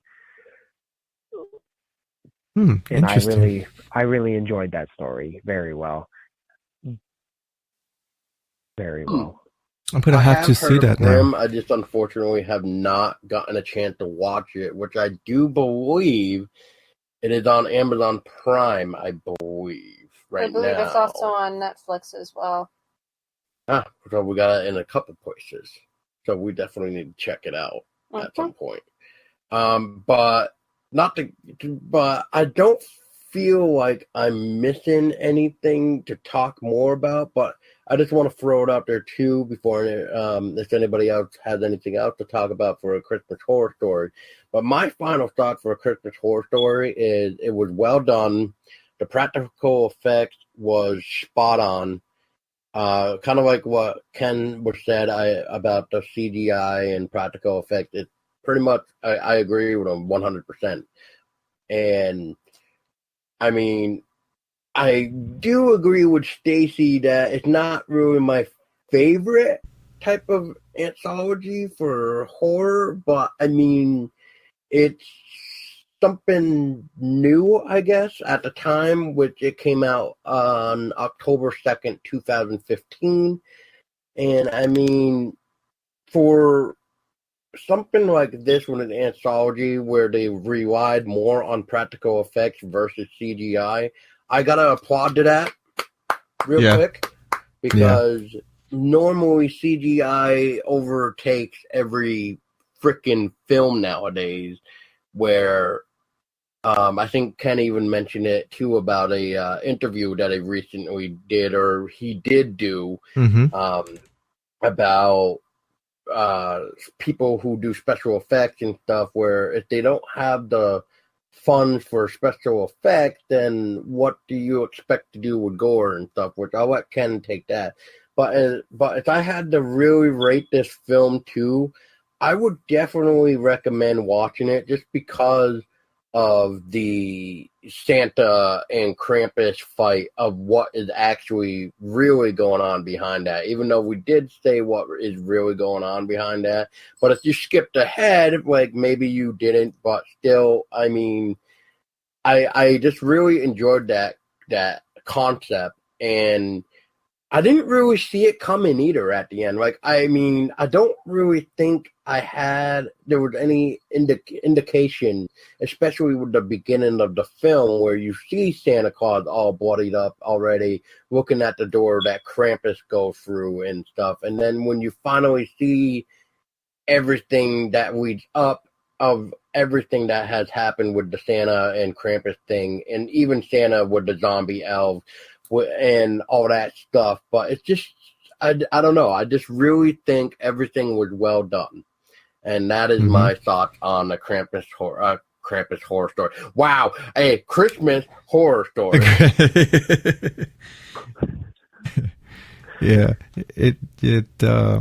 and the interview that you were referring to, that's with Shiva Rodriguez, and this week I had the pleasure of interviewing Sue Sinclair, and she worked on the film Dry Blood. An interesting thing, I thought that practical effects was on a decline, being that, of course, shows like Face Off was canceled, and we're seeing more CGI being used in indie film than practical effects. And to my surprise, Sue Sinclair stated the opposite. It's more in demand, but Paul, check this out. The same shit that happens to Shiva Rodriguez happens to her. She gets hired for a film, and guess what? No fucking budget for practical effects. How are they supposed to do their job? So I'm thinking, do filmmakers think that you can make blood with ketchup and chocolate? No, there's a lot that goes into that stuff. Well, hey, I mean, I guess if it was black and white, Ken, maybe you could get away with it. But I mean, otherwise, I guess you could just use corn syrup and some food dye, I guess. I mean, I don't know. Yeah, we don't know. But I know it. I even looked into the prices of this stuff for something I wanted to do. And even basic prosthetics that you could get online. I mean, this stuff is high end, but it's wow. Each piece would cost you $30. Then you need the glue. Then you need the paint, and it adds up.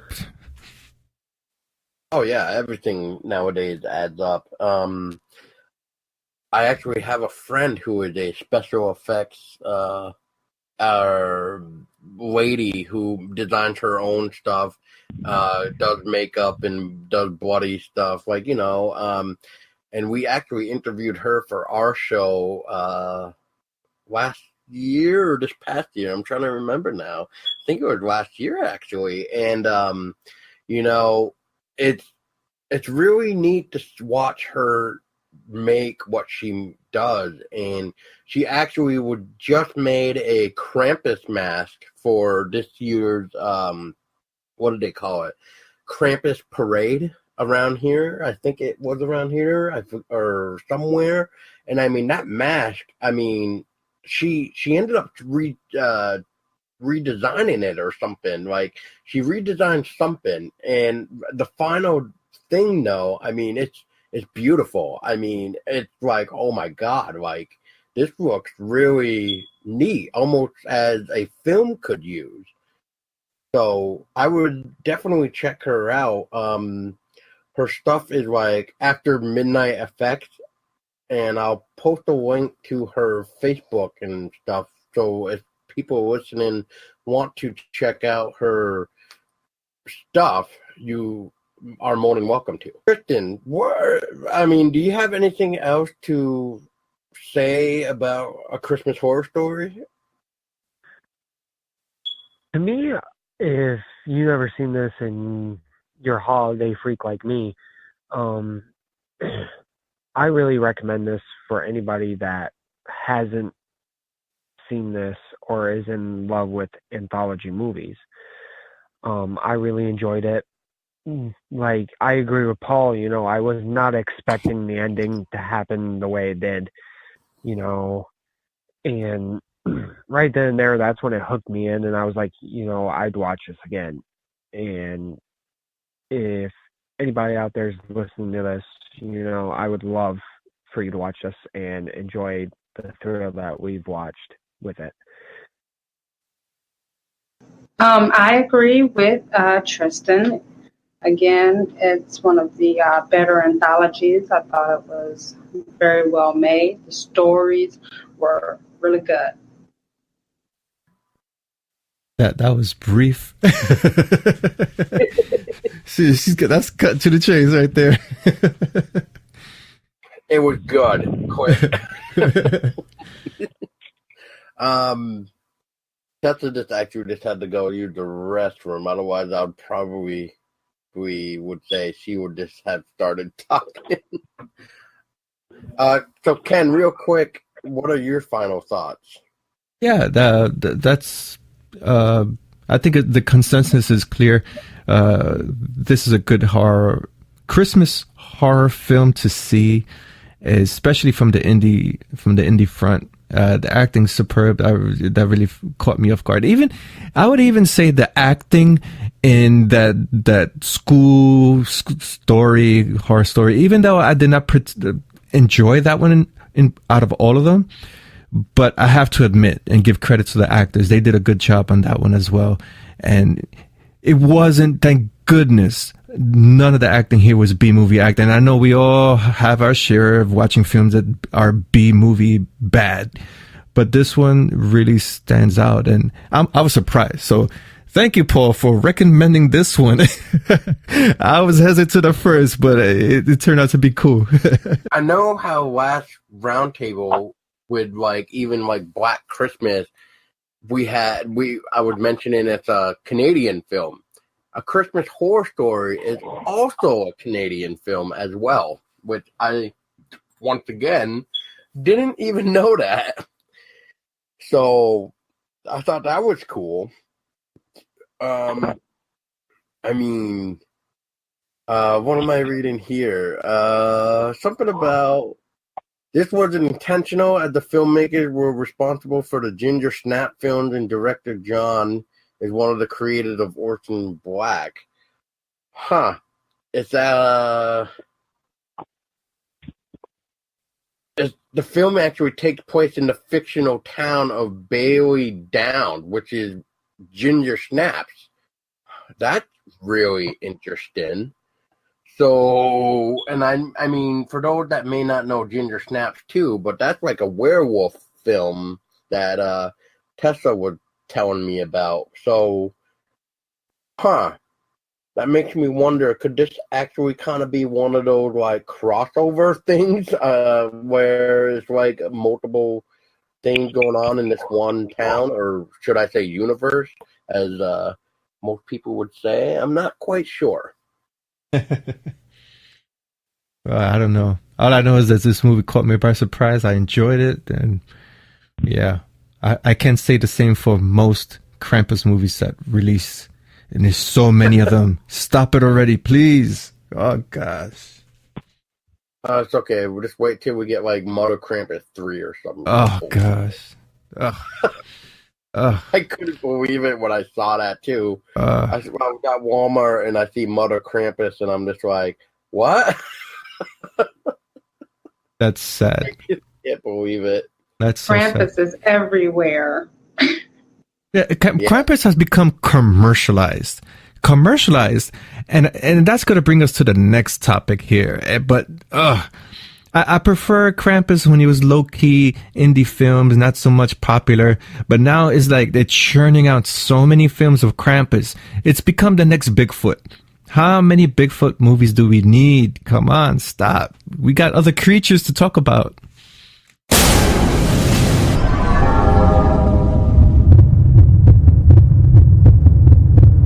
Segment 2. Exclusive interviews. Niall Shukla, writer, director. A Doll Distorted.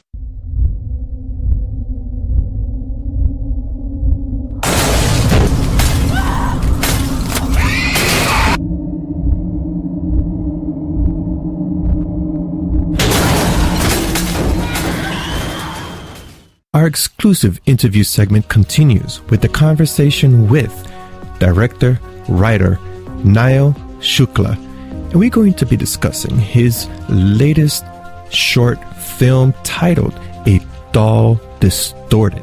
This is a 17-minute horror short film that is currently in film festival circulation, to which it is winning multiple awards across various categories. Here is the synopsis for A Doll Distorted. Jane suffers from haphiphobia, the pathological fear of touch. Tormented by years of loneliness and isolation, she orders a synthetic love doll online to nightmarish consequences.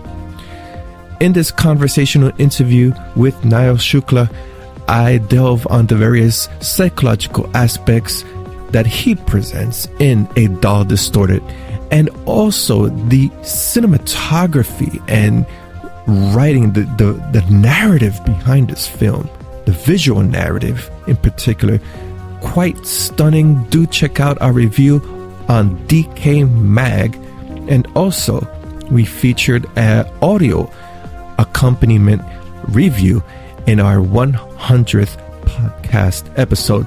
Links to both media we will be providing in our podcast notes. Visit DecayMag.com for information on those two media. Without further ado, here is my interview with Niall Shukla. To start off the interview, please provide some more information about yourself. In particular, what got you into creating film? I guess after I left university, while I was doing university, I knew I wanted to do something in film, and I studied economics and philosophy at university, which, as every filmmaker studies, But I knew that I wanted to get into film some way, and didn't know how to go about doing it. And so the first thing I decided to do is it was a bit crazy. I just decided to just make a film on my own. So the first short film I made was called Guilt, and that was made entirely as like a one-man crew, and I acted in that as well, which was pretty bizarre. And that was literally, I just started after I left university thinking, how can I just make some shots that look good just to get my confidence up? And so I started making all these shots that looked good. And then at the end of it, I got in the editing room and it made no sense. And I was like, all right, how do I use all these images together to make a story? And then I found a way to do that, and then it turned into a film. And then that fortunately did well on the festival circuit. And then that started getting me jobs in the industry. And that was my first big step, I guess you could say, and I was about 21 at the time. Oh wow! Well, congratulations to that. I I'm aware that especially when you want to start out, well, anyone wants to start out, the filmmaker or the writer, whatever the case may be, they really want to emphasize the cinematography and everything else to make a great product. And sometimes that becomes the hurdle because they want to be such a perfectionist that when it doesn't come out right, they get deterred and I quit, and they don't pursue their dream. It's always important to just continue with it. Yeah, that's a good point. When you're first starting out, I guess it's you really want to make something that looks professional. So that's the first. Initially, that was the first big hurdle, is that you don't want to make something that people look at and go, "Oh, that looks like an amateur production." And so that was something that was very much in the forefront of my mind when I started out. I just wanted to make something that looked like you were a professional filmmaker. Nowadays, actually, I think that's a lot easier to do with the technology we have available. But when I was like 21 and I was making it with a camera called a 60D, Canon 60D. And it was a good camera, but it had a lot of, you could still see that the production value was very amateurish. And so I learned all these tricks, actually, as I was making the film with that camera, to try and increase the production value. So things like doing dual exposures of shots. So like I would do like a shot at a really low exposure and the exact same shot at a really high exposure, and plan the storyboard that way. So then I was able to have like fake a camera that had a really high dynamic range when I put the two shots together. And then that's almost actually a technique that I've carried with me into these other films. So I learned a lot of things in terms of how to make something on a high budget production value with a low budget. But then as you begin to make a film that's got really high production value, you realize that obviously the most important thing is the story, and it never replaces that. Absolutely. That is absolutely correct. And with the Canon 60D, that's one of the cameras that I have here.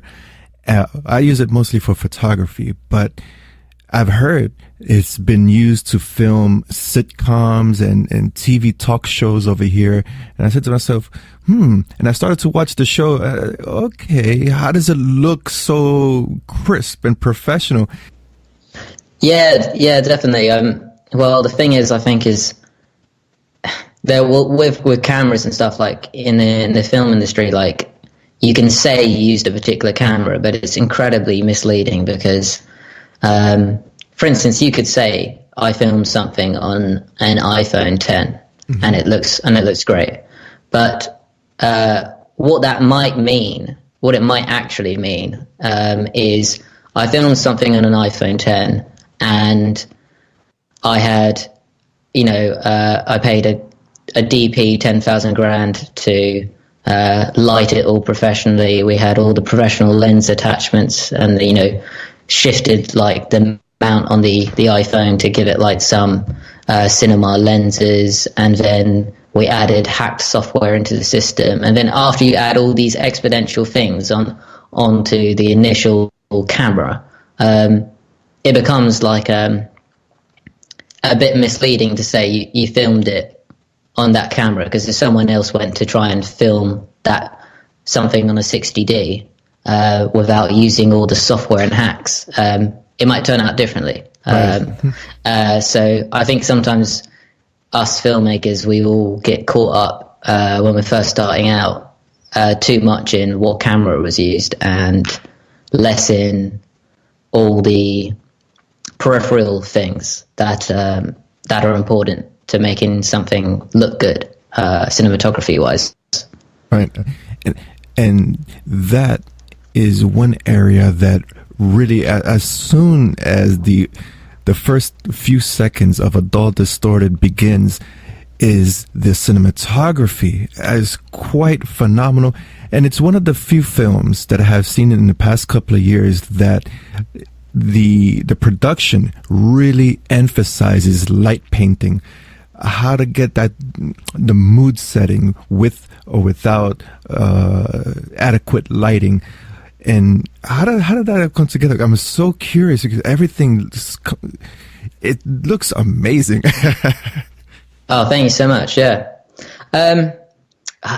Well, it's difficult to like. I think we should preface this by just like outlining that the film was made as a 2-man crew. So it was a lot of the things. It's difficult for me to separate like where one job started and when another job began. So the only other crew member apart from myself I had on the job was a lighting and camera assistant. His name is James Avarice, and he's a great filmmaker. He hadn't made any films before we had started, but just like as a crew member, he was really important to help me. But all the other jobs, the writing, directing, the editing, the visual effects, the cinematography, the set design, the sound design, I did all of those, and so when I start thinking about the cinematography aspect, it's difficult to like separate it from other things that I did in post, and then other things that I did with the set design, because you realize when you're trying to make images look good, that all those different elements come together. Like I think it's impossible to really make something look stunning consistently throughout a whole film without really good set design, because the set design is what you're pointing the camera at. Right. And so I kind of broke it all down into those different stages. And I don't know if that answers your question, but it's something that there's something that I think is really important, that you've got to have all those different stages together in order to get really beautiful images, if that's what you're going for. Right. From a photographer perspective, I know to create one still image, you have to incorporate the lighting, the set has to look nice.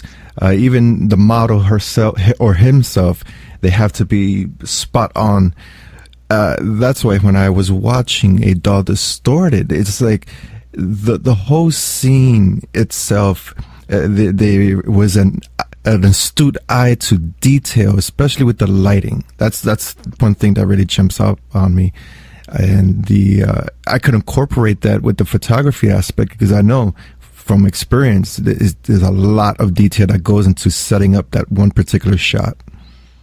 Yeah, definitely.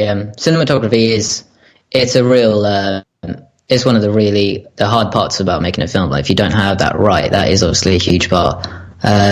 It's also one of the sections that I felt required the most amount of work, and that's why cinematographers, I guess, are so expensive in the industry. But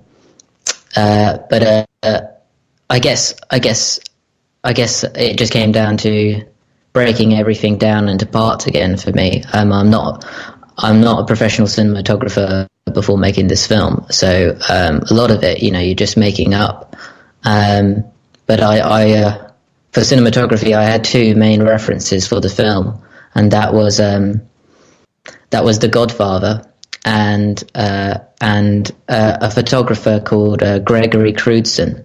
He makes these stunning, really wide landscape, not landscape, but like really wide images of very mysterious, like Lynchian things of people in their homes, with kind of stories in like this one image, and those were kind of two conscious decisions, because I felt like in the cinematography in The Godfather, everything's very dark and it's very heavy mood lit, and there's kind of a mystery quality to the way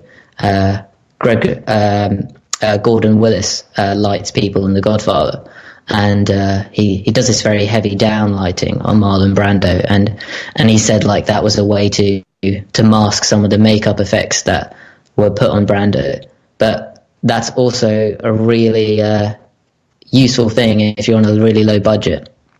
because the darker you can like make the image as part of the film itself, it means that you can hide certain production aspects that you don't feel are quite up to scratch. So you don't have to spend as much money on certain set design pieces and those types of things, because the general atmosphere of each room is that it's meant to be dark. And so it was kind of a decision where I thought it looked good and it also was cheap. I think that was the reasoning behind it. And that is so important when creating a film. And it all ties into the story. If you're creating a film, the set and the ambience and everything else that goes along with creating that visual narrative has to tie in with the story. I've seen so often that especially in horror, the story is dark, but the lighting itself on that particular scene just throws everything off, either intentional or not. And you feel kind of disconnected with the story itself because you want to immerse yourself in the dark tonality of the film. But then again, that light situation or however that's positioned just doesn't work out. Yeah, that's true, because there are a lot of horrors actually that you see that I think that sometimes I think cinematography wise it's a funny one, because it kind of subconsciously indicates to you that a film is worth watching sometimes. Sometimes a film can actually have a great story, but people don't give it a chance because it's got that very low production value, particularly if there's no actor that attached to it. And you get that a lot with some horrors, that they actually have some really great stories and direction, but if it doesn't look like something that's up to the standard that you think it should be, you don't really give it the time of day, and you also come out of it thinking that was a bit amateurish sometimes when it wasn't. And that's what I think a lot of those great horrors that are coming out now, a lot of them actually have that in common. Like you look at The Witch or Hereditary or like The Haunting of Hill House, they all have just spot on cinematic look that's in tone with the story, and I think that's one of the secrets of why they do so well. Absolutely right. And those are the hidden gems of horror, and it just pains me when I hear the casual viewer state otherwise, that the film wasn't scary. Don't look at the film for that. Watch the film because it's a work of art. Yeah, I know what you mean. Well, it's one of those interesting ones, particularly with horror, where you wonder, some horrors aren't like jump out scary, right, are they? Yeah, but they have it's like The Shining. I don't really feel like it's a jump out scary film. You don't really I don't find myself watching it shrieking or screaming, but you come away from it because of that work of aspect. You start coming out of it feeling like there's this ominous presence or quality to the film that is almost more scary than if it occasionally frightened you. I don't know, but it's different with every horror film, I guess. Right. And speaking about having that ominous presence, your film A Dull Distorted does convey that, especially from the opening frame. And you have a nice technique of connecting the protagonist with the audience, because we want to know what happens to her. Until the final frame, when everything comes together, we're latched on. So how did this whole idea come together, and especially this particular character? She's so complex. Yeah, no, thank you. Obviously, empathy's a really important aspect, but a lot of that, like, I think, like, you could say like 60% of the film is made when you've just written it. So those decisions, a lot of it are in the writing process of how you can carry the audience through the structure of the film. And because there's obviously a twist in the film, and you try to he tried to guide people along with the main protagonist, but that was the character itself. It was mainly born to me out of the idea of loneliness, of someone who's incredibly lonely, and I've always felt like particularly horrific things that some people do. Everyone's got a backstory. So even though someone might be seen as a monster when you first read about them in the newspaper or something like that, there's always a backstory behind why. Mostly, there's always a backstory behind why that person did what they did, and we never really get to see that backstory with most people.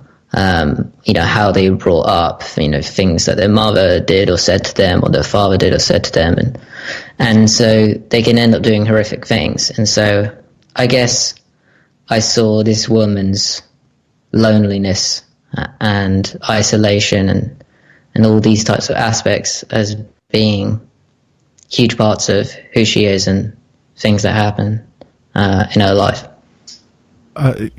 That is certainly a fact. Everyone has a backstory, and you bring up the monster in the paper, and what's more frightening, especially for me personally, and as a writer too, is the quiet person, the low-key person that you would not expect. They have a more interesting backstory than the monster you read about in the paper, and that's how when I was watching this film, I see the protagonist and her story develop. A regular average person, nothing off key, and then 360 we get the final reveal in Act 3, which is phenomenal because it makes audiences realize, okay, there's monsters hidden within the inner psyches of the average person. I don't. It's difficult. It's difficult to talk about it without like explaining like the plot elements in the film, but it's definitely true. But like you get people like that in real life stories where I remember like you just hear about people who talk about they were in court, trying to defend someone who turned out to be a serial killer or something, and they never knew that the person was a serial killer. I think people said that about Ted Bundy. There was like his next door neighbor was one of the people who came to court, and she swore blind that he was not a murderer. But then when all this evidence was presented in court one day, I remember hearing the story where he walked out and he just looked at her and just shrugged his shoulders and smiled. Yeah. And then she knew, and she was horrified. Just a complete turnaround between the person you thought you knew, and then the person you actually know. It's a mysterious thing, and it's kind of scary with people in the sense that you never really know someone, which is I guess it ties in with that theme. The great thing about horror cinema is the fact that it's a great platform to convey social commentary, and in this case, viewers have so many options, especially astute viewers who really can analyze film and its worthiness in art, in an art form.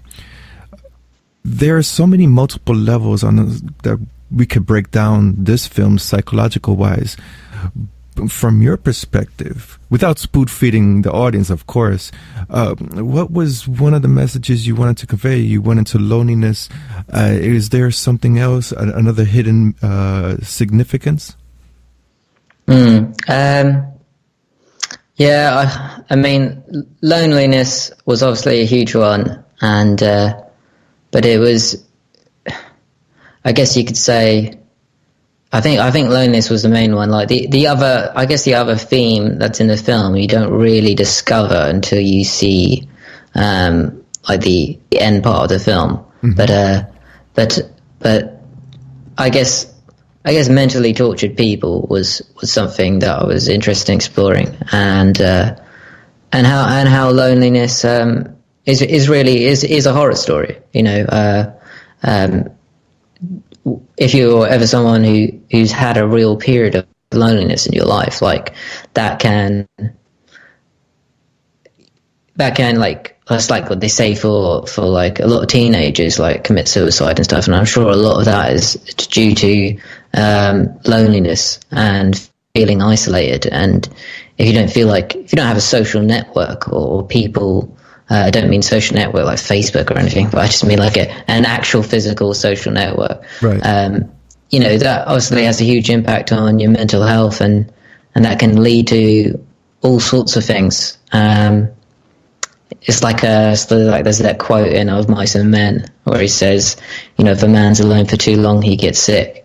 And I guess so many things are in the film to do with that.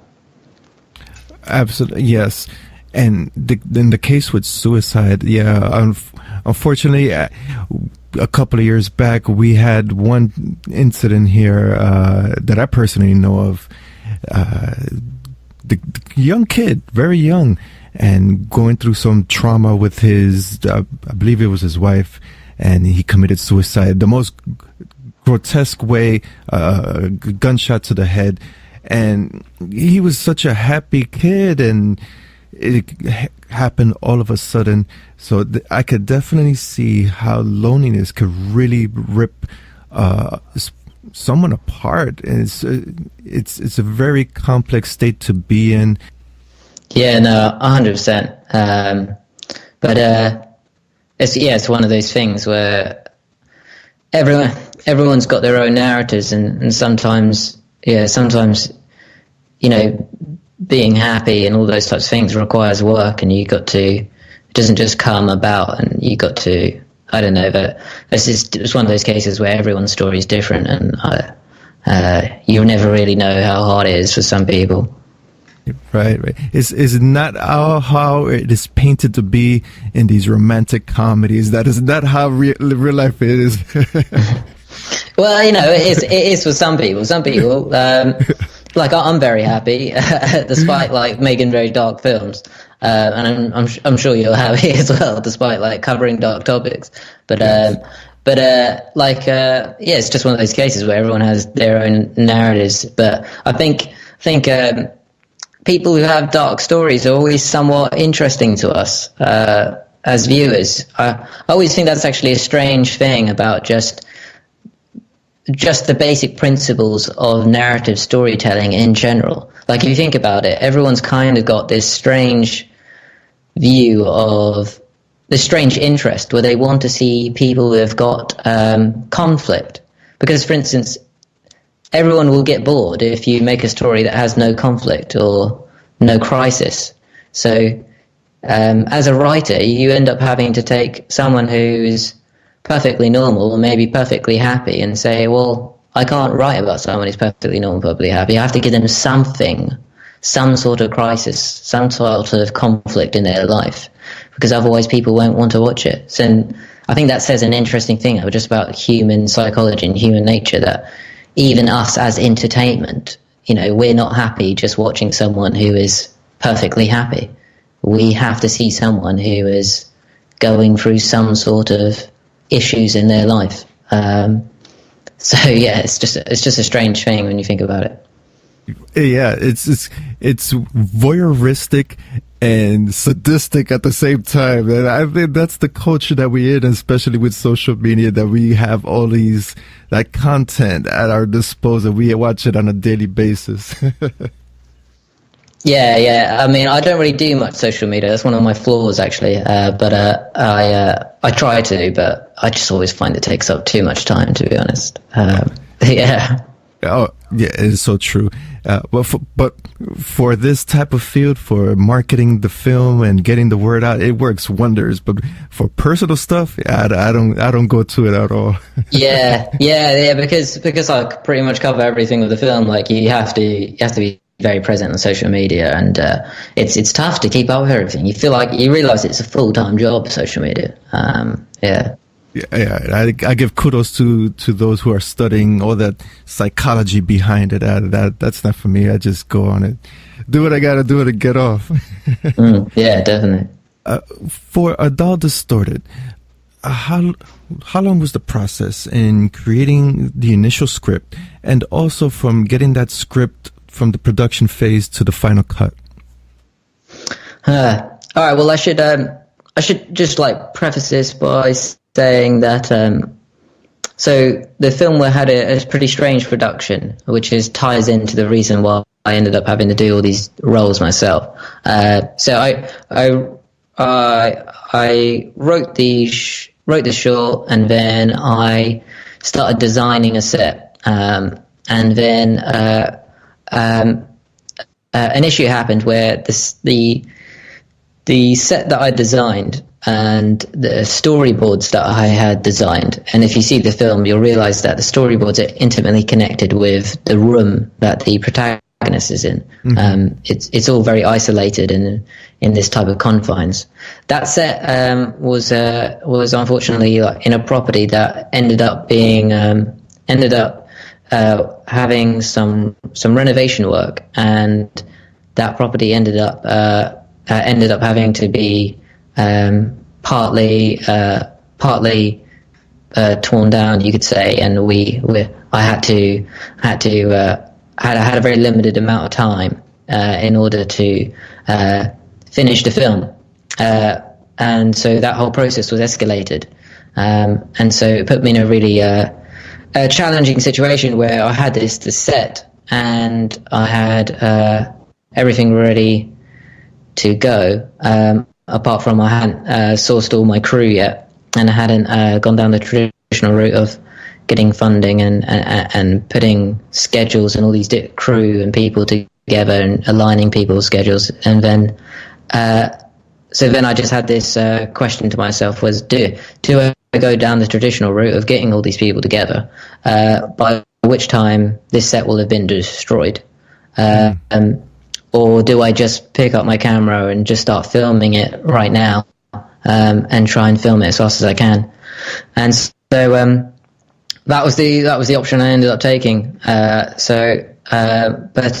as a consequence of that, it was pieced together in bits and pieces, because I filmed that first main section in the house, in that one room, and then later on I went and filmed some other scenes in a bungalow about 3 months later, and tried to make it look like in the final film like it was all one house, and anyone who watches it never knows that it was all filmed in like separate little houses and stitched together as if it was one house. So I think we filmed for a total of about 10 days, which is quite a long time for a short film, I guess you could say, but it was a lot. It was a very different type of process, because it was all done as a two-man crew, and it had this strange story of its production behind it. Mm. And that's another aspect that I see with up-and-coming filmmakers, especially with horror film, is the challenges of wearing all the hats. And there's also the challenges of having multiple people on the crew, especially when they are inexperienced in delegating the necessary task of the day, and everything gets compounded, and a film set just gets chaotic very quickly if you don't have everything organized as the way it should. So in your opinion, what are better solutions? Have a small team, have everything under your control? What works out? So I think the first big question is budget. Like, how much of a budget do you have? Like, obviously, it's not my intention to make films like with very limited crews, unless I have, if I don't have, with limited crews. But you're only forced into those situations when you have with a small budget. But so that's the first economic reason. And the second one is, I think there are a lot of jobs that I just ask myself now, having done all these jobs, I start asking myself, well, which jobs can't I do? And then which jobs are going to take too much time for me to do? So the way I try and break it down now is I just think about which jobs do I want to delegate out. But it's one of those ones where I really think it just all comes down to the pre-planning. Like if you really break everything down and think about, all right, this is what I want the sets to look like, and you have a very clear idea as a director of what you want very, very much from the outset, then you're going to have a far better idea of who you want to get. I think that's where the real issues come through, where you've hired a bunch of people because the film industry, it's standard practice to hire those people, but you may not actually need some of those people, or you may not know why you need them, and you have to figure all those things out before you start hiring people. Right. And when it comes to getting a team together, it's always good to have a second pair of eyes. Everybody wants to jump behind the camera, but there's much more details involved in that. You need someone to make sure that everything is correct on your shot, so that way when you go to the next shot, everything falls through. For example, if the actor's wearing a blue sweater and you film him again and his sweater's red, that continuity issue is going to be so obvious. So it's always good to have an extra pair of eyes. Oh yeah, that was one of the big things that actually my camera and lighting assistant was really great at. I guess he was like an unofficial continuity person as well, where because when you're trying to juggle all these different hats, it's obviously so helpful just to have an extra pair of eyes, like my friend was. But yeah, that's surprising. Like you'll be surprised like how easy it is to mess up on continuity. And obviously it has a huge impact like on the film, because if you mess up continuity, it kind of brings people out of the film and they start going, what's going on? Yeah, I've seen films like that. For example, recently I watched a film and the actor is talking on his mobile phone. Wait a second, the mobile phone is not on, and then in the next shot, the mobile phone is on. What's going on here? That's it. Yeah, that happens. But I mean, I rarely ever notice actually continuity issues in films. But that's kind of like because I just get quite absorbed in the actual film. But yeah, it's one of those things you don't want to mess up. Yeah. Right. And also, you bring up the topic of budget being of importance, and seeing how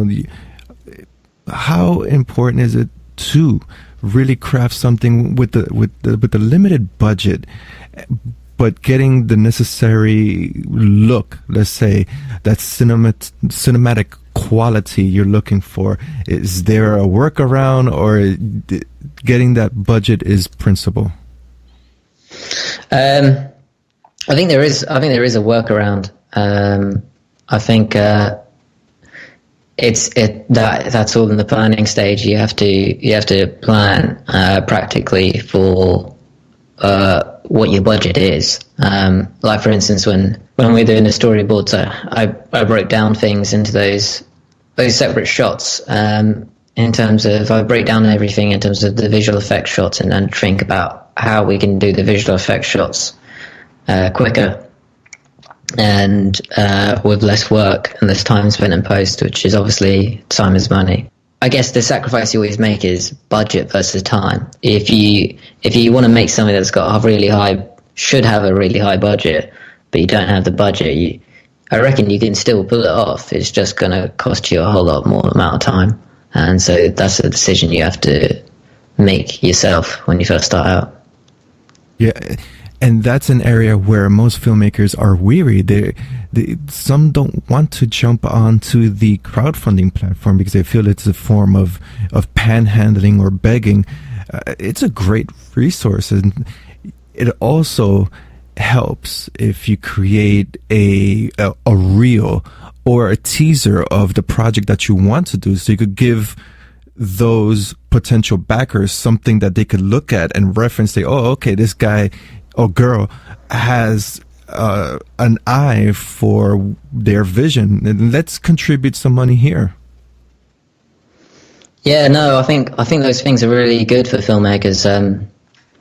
I haven't used crowdfunding yet, but I'm very excited about that aspect of the industry. Things are becoming more democratized, but that's something I definitely want to explore. But it was something that I did want to explore with this one, this short adult story. But like I said, because of that time window I was in, because that set was going to get demolished, a lot of my ideal plans for funding and those types of things were thrown out the window.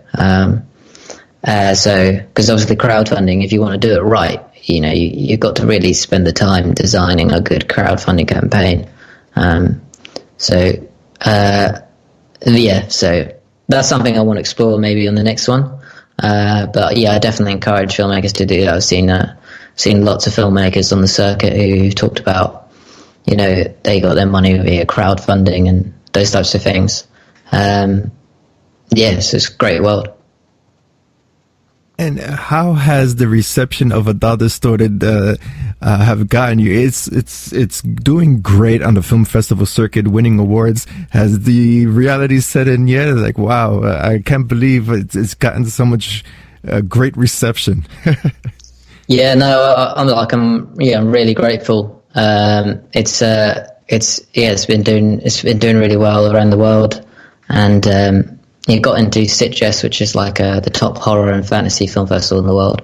That was gigantic. Like literally, I didn't know much about Sitges before I went there. But you haven't seen like what it's really like. A film festival is really like until you go to one of those big festivals like that, and they just thousands of people. I'm just happy that it's getting all. Not all the awards, but like lots of awards. And the bizarre thing is I've now started getting awards for my visual effects work and for my editing and set design and stuff like that, along with the direction. And I don't really consider myself a professional VFX artist by any means, but it's nice to get awards for those things. The main thing I get interested in is just, being in a crowd in a cinema or just watching people, watch your film and just shrieking or screaming, or just seeing people just intense. It's such an exhilarating feeling when you're in a cinema and you're just sitting with people and none of them know you made the film, to begin with. It's quite an experience. I also like afterwards going to like some of the audience members and just talking to them casually as if I'm just like a normal moviegoer and not letting them know that I made a film. And then I'll go to people. I'll go, oh, so what did you think of those shorts? And then you'll just speak to some people who'll just be like, oh, that short was amazing. And then sometimes you might catch an occasional person who'll go, oh, I didn't like that. Uh-huh. And then I'll just be like, yeah, no, I didn't like it either. Yeah. and just keeping that anonymity. But it's funny because it's a film that it's gotten really great responses, and I'm really happy about that, particularly the amount of work that you have to put into making a film these days as well. Yeah, there's so much work that gets involved, and that's why when I watched this film, it just blew me away. The visuals, the story, and one topic here on the podcast with my co-host and myself, we always discuss the need for originality and original content, and it's great to see filmmakers in the independent scene churning out original, fresh ideas, because unfortunately here in Hollywood they don't provide that at all. They are still in the reboot rehash phase, and it's just mind-boggling. With their budget, they can't come up with something as original as this. Yeah, no, it's sad. It's slightly sad where the industry's at currently in terms of blockbusters. Seems to be Marvel and just and remakes in the cinemas, but you do occasionally get, some really, and I like those films actually. I do like, the blockbuster films, but it's just you want to see a variety as well. I have actually seen that on the festival circuit. You see a lot of really great original material, but you start going, where is a lot of this original material going? And I think a lot of it's going straight to VOD now, and and Netflix and those types of things, which is great because at least they're getting a home. But I don't think this is like the best long-term strategy. I think it'd be great to get more VOD platforms, so there was a bit more competition, and then the one thing I think is a huge reason for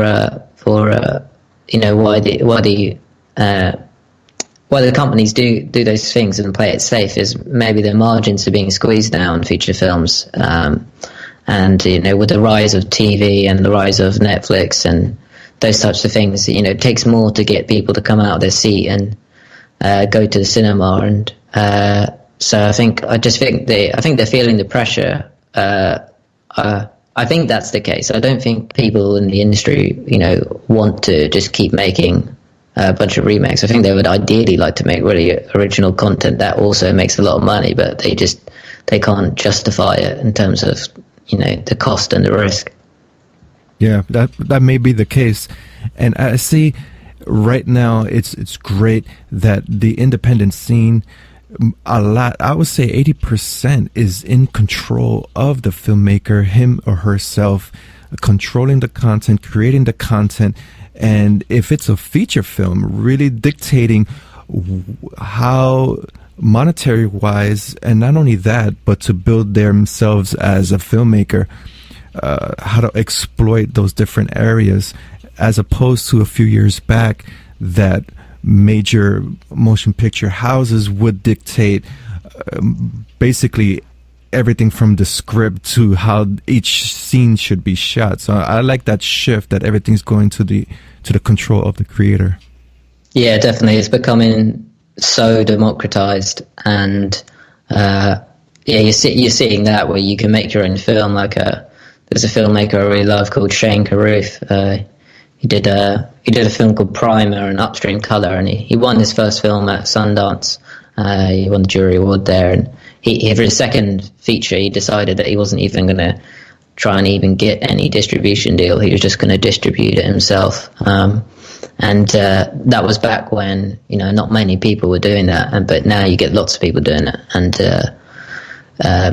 it's great. It's great that people are having that more control. But I'd love. I still think there's something slightly sad though when you see really great independent films that you wish they did get more theatrical releases. But I think that's just something with the industry.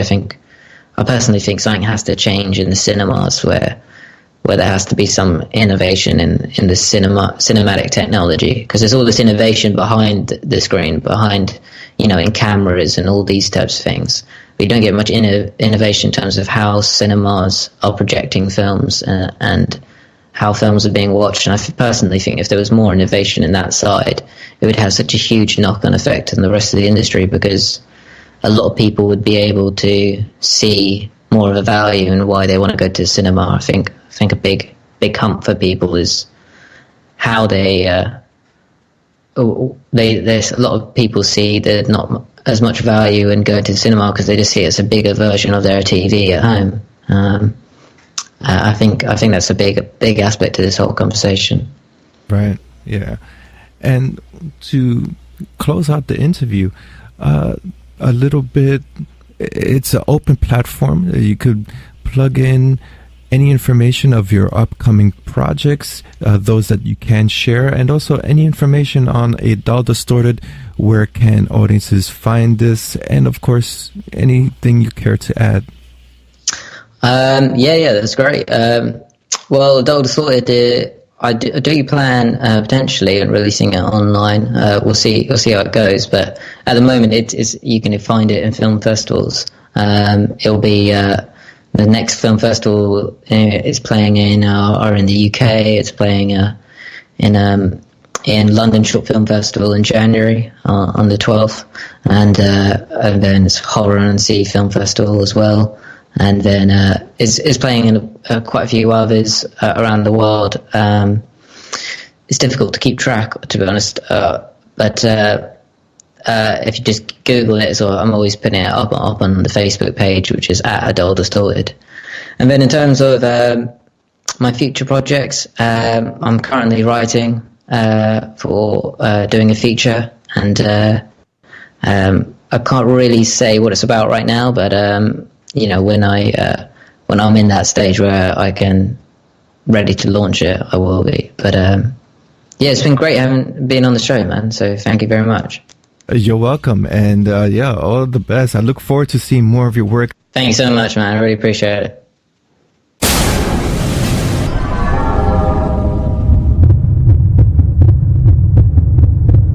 Segment 2, Exclusive Interviews. Megan Freels Johnson, Director, Writer.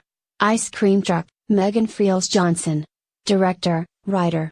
Ice Cream Truck. Hello, new neighbor. Hi. Hi. Welcome to the neighborhood. My husband is in Seattle another week. Did you know that we have an ice cream truck? Something about him was so creepy. Some things in this life are sacred, the ice cream truck being one of them. Good evening, young lady. What'll it be? Closing out the exclusive interview portion for this podcast is a returning guest, and we are thrilled and honored to have writer-director Megan Freels Johnston. Megan Freels Johnston was a guest on our show back in DecayMag Podcast, Season 5, Episode 2.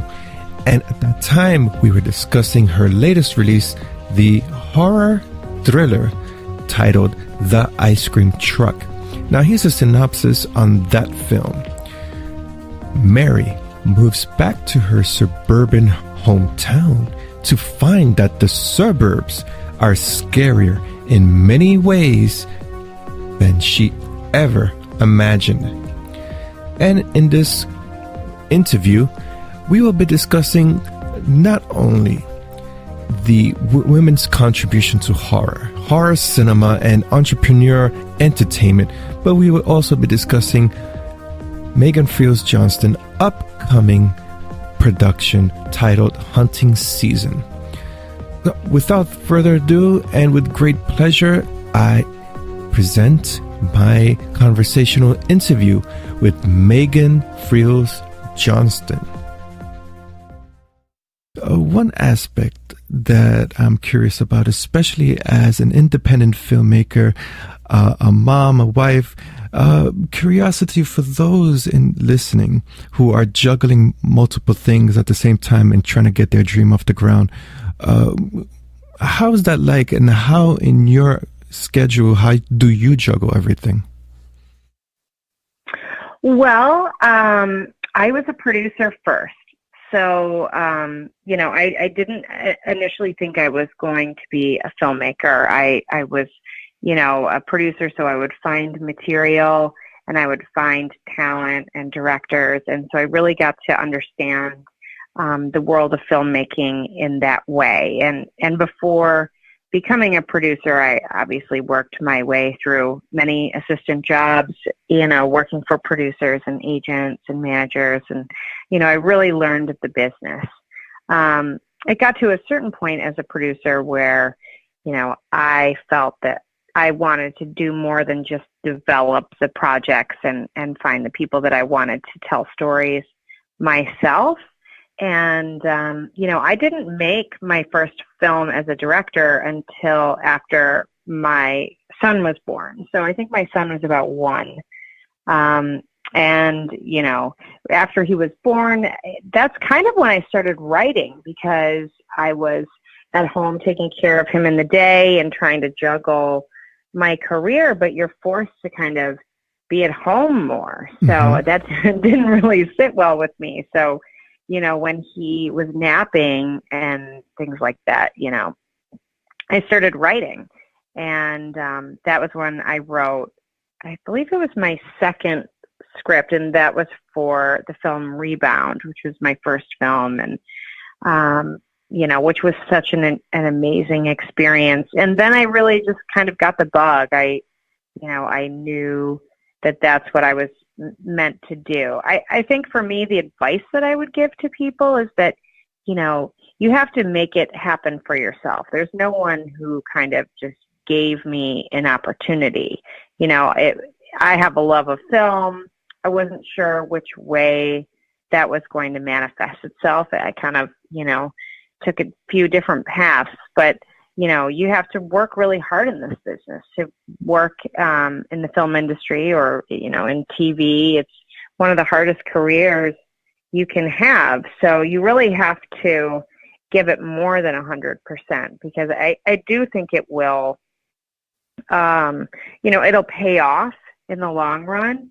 But yeah, if you just expect it to magically happen, or if you put in a little bit of work, it just doesn't work that way. So now I have 2 kids, and still, it's still a struggle to kind of juggle, you know, being a parent and being a filmmaker. But you know, you make it work. If you love what you do, you make it work. My grandfather was a famous author, and he had a day job for a long time before he made it big, and he would write at 5 a.m. before he went to work. So I think that kind of drive was always kind of talked about in my family, that it's just, if you really want to do it, you'll do it, and, you know, excuses aren't really worth a whole lot, you know? Right. And that's definitely advice to live by, especially for single parents, both male and female. The struggle is real. Yeah, I mean, I'm not single, but yeah. I can't even imagine how they would do it. I really don't, you know? Absolutely. And I use that example because it's so much of a challenge that they have to go either 2 jobs, trying to fulfill their dream, taking care of the kids. And it's a lot. And these days, it's all about fulfilling the dream. I think we're living in a great time that we have so many tools at our disposal to really succeed for our personal endeavors, as opposed to really staying in the 9-to-5 grind. Right.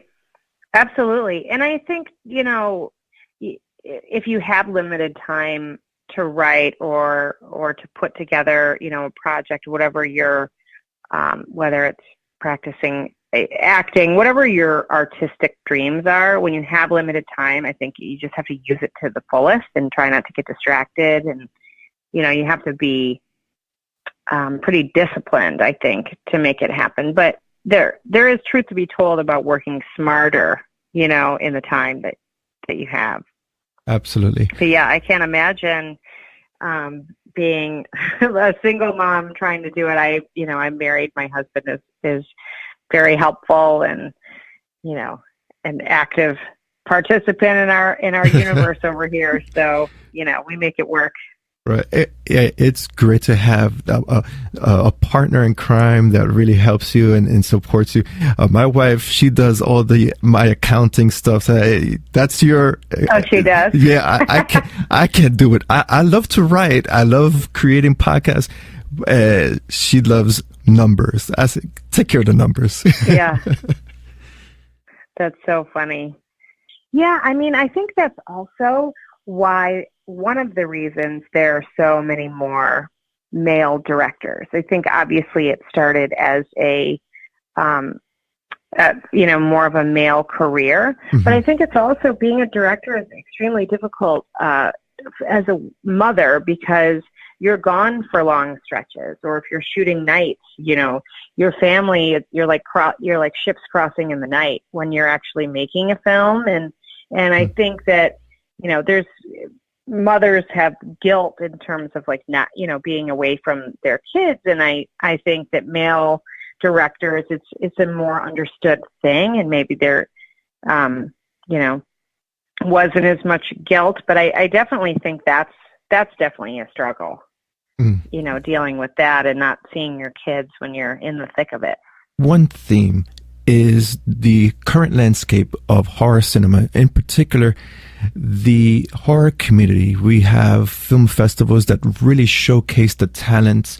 Do you see, from your personal perspective, that the landscape is shaping, how the creator has more control over his or her content, and in a few years, the major studios or even the small studios are going to be left wondering how they're going to be able to control distribution and marketing if everything is in the creator's hands? I think the lower the budget of the film, the more control the creatives have, or that a writer-director can have. The bigger the budget, the less control. And that is true of most films, I think, because it's hard to make your money back with VOD and piracy and all that stuff. Right. So I think that's not as much the case if you're a really famous director or filmmaker, but I would say for most people, the bigger the budget, the more cooks in the kitchen. Mm-hmm. And, horror is probably one of the better genres for creatives, I think. Just because there's so many horror fans and different kinds of horror films. There's many subgenres and all of that stuff. But, I think it's, the more money, the less control. And that's just, I think, how it will probably always be. Because, you can't, if a company or a person or if a film doesn't do well, then that affects everyone involved for doing the next film. So there's always a lot of pressure, that your film does well. Right. And in your comment, you're quoted as saying people seek out fresh, talented directors, big and small, and support their films. One aspect that I relate to with that quote is the crowdfunding platforms that are disposable right now. Most filmmakers are even weary of using that, not knowing that the community is there to help them. I've done crowdfunding once for post-production money. I found it to be a not super pleasurable experience just because you're,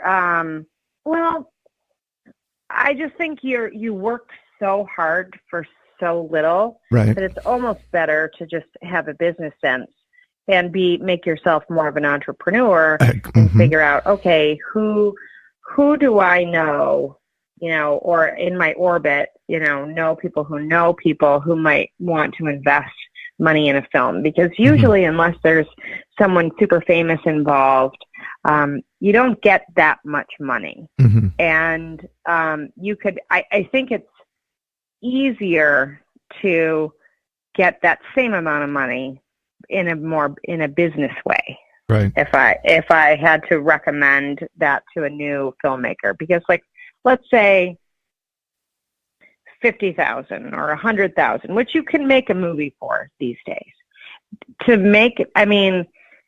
The amount of movies that actually can make that amount of money in crowdfunding is very, I feel like, pretty rare, right? I don't look at a lot of them. Maybe you do, but I think that's hard to achieve. Whereas you could achieve that easier, I think, through private investors. And then those investors actually can get a piece of the pie. And if your project does well, they could get some money back. Short films, I think, are a different thing. If you want to raise $10,000 for a short film crowdfunding, I think that's a good, option. But I think if you want to make a feature, it's just, I remember when I did it, I felt like I was stalking people, for $5, and it just is a lot. It's a lot of work. Yeah, I agree. And with the opening comment, I could relate to that because we have a crowdfunding patron for the stuff that we do. And it's like, oh, right. Yeah. It's like, okay. And you have to invest your time, which when you channel your energy away from your project into promoting a crowdfunding, it defeats the purpose of creating the content in the first place, because you're wearing too many hats and you're getting distracted.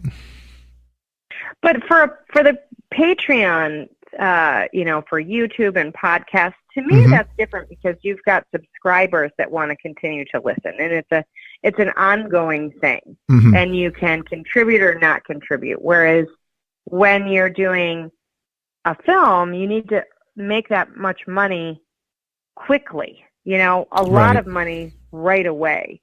And to me, it's a little different, but I know there's a group called the Horror Equity Fund. They have a crowdfunding for horror, which I think is great. I think niche crowdfunding is better. And there's Seed and Spark is for female films. Stuff like that, I think, can really work. I think it's the bigger, grandiose crowdfunding is where it's just tricky, Right. Because then you've got people who are fans of whatever genre or theme can support stuff in the areas that they want. But it's hard for larger amounts of money, that's for sure. Yeah, that's up, and it's a rare occasion. It's like the unicorn that that these crowdfunding campaigns exceed $10,000, $20,000, $30,000. That's rare cases. Well, and with everything else too, like it gets oversaturated. Exactly. It probably worked in the beginning, and now it's like, well, Another interesting factor, especially with the horror genre, you mentioned that it's tough to get finance since the majority of financiers are male. Is that currently the landscape now? Since I see the social political landscape has shifted a lot over the past few years. I think for genre films, it's still the majority. And it's also, what people want to see. I think with genre films, I think the audiences, not everybody, because not at all everybody. Everybody has a different taste. But I would say there is a large number of people who want to see genre films that are either very heavy in action or heavy in violence, that fit a certain bill or have certain actors, famous genre actors in them. So if you can't check a lot of those boxes, it's hard to get financing. Or if your actors aren't at a certain, you'd be surprised how big of an actor you need to get for a smaller budget film. So that's always, I hope that improves. But yeah, there aren't a lot of financiers that are like Johnston to do female horror. I will just say they are under impression that they need to get a name attached to the project, so that way it could push that film forward into the eyes of, let's say, investors and audiences, and they stray away from, let's say, upcoming talent or the actor or actress who doesn't have 20 or 30 IMDb credits. Is that something recommended, or just go with the talent that's there? I think it just depends on how much money you have. With my first film, I don't have a soul that is known in it. But for me, it was like I wanted to make a film and I wanted to practice, and and it does well on VOD, but it does well for the budget that it was. If it was a higher budget, it would not be it would not be considered successful. And I guess you have to just decide, what is success for you. Do you want to make your money back? Do you want to make money, or do you just want to make a film that you're proud of? Right. And the goal is to accomplish all three. And it's nice if you can accomplish one of those things. But yes, you do need to have a recognizable name in your film if you want to make money. And it does cost money to make films, unless you are super savvy and, someone with a really good camera and all of that kind of stuff.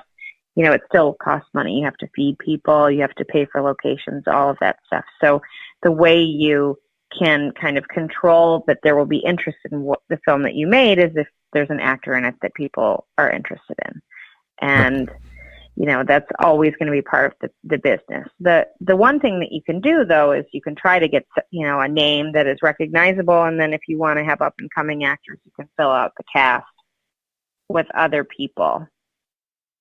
Right. And to have the recognized names, it's imperative that the filmmaker apply for SAG, and that's a whole stack of paperwork right there. Yes, absolutely, and everything. Yeah, and that makes everything cost more for sure. Exactly. But if someone is starting out, I mean, I think for your first thing that you do, you don't have to have a name, and it's fun to go through the audition process and really discover talent. I definitely enjoyed that part of the process, and if you want to be a director, it's fun to pull performances out of people, and you're really working together as a team in that respect. But yeah, Hollywood will always want names, and if you look at your Hulu or Amazon or what have you, there's so much content out there. So that's the way that you kind of try to at least get your project a little bit more noticed. You mentioned also the business side. And that's one aspect that filmmakers also are unaware, that you have to wear two hats. You have to be the creative, the artist, and also know the entrepreneurial side of creating film, because there's another beast, another level that's behind the finished product. You have marketing, distribution, investors, so on and so forth. Unless you're straight out of film school and you went to direct and you've got some great producer that's going to do all that for you, usually you have to do all that yourself when you're starting out. You have to know, but it's great training for how to make a film, is wearing all those hats. I wouldn't trade that, all that I've learned starting small, for anything, because it just teaches you so much about the filmmaking process. And, you don't have as many resources as you do when you're further along in the business. And, to be a filmmaker, I'm fortunate that I had a producing background first, because I could then be responsible for making the films happen. Whereas a lot of directors don't have that because they just know how to direct. And so I would encourage, anyone starting out to learn all the production side of things, because it just will help you to get things going, because, no, people don't really, just show up and be like, hey, want to make this movie? It just doesn't work like that. You have to make it for yourself. All right. It's all about networking, and it's also about how you mentioned in the beginning of the podcast, you gained your experience working behind the scenes. On set, it could get chaotic extremely fast, and if you don't know what to do, that would really hinder and or make the cast or crew really not like you, because they could see that you're not delegating, right? Yeah, I had the pleasure of being an assistant to the director John Madden, who did Shakespeare in Love and all of the Marigold Hotel movies, and he was such an amazing man, and he was like one of the nicest people I've ever known. And he ran such a pleasant, wonderful set. And I had, prior to that, been on some sets with some really tough directors. And it was nice to see the difference, that you don't, just like you're saying, you don't have to be a crazy person on set. You can make it a fun experience. And then those people want to work for you again, which is great. Right, absolutely. It's all about creating a great work environment and not applying the 9-to-5 strategy on set. It's all about creating the content, getting the workday done, because there's no work hours on set. Except for, it's 9 to 9.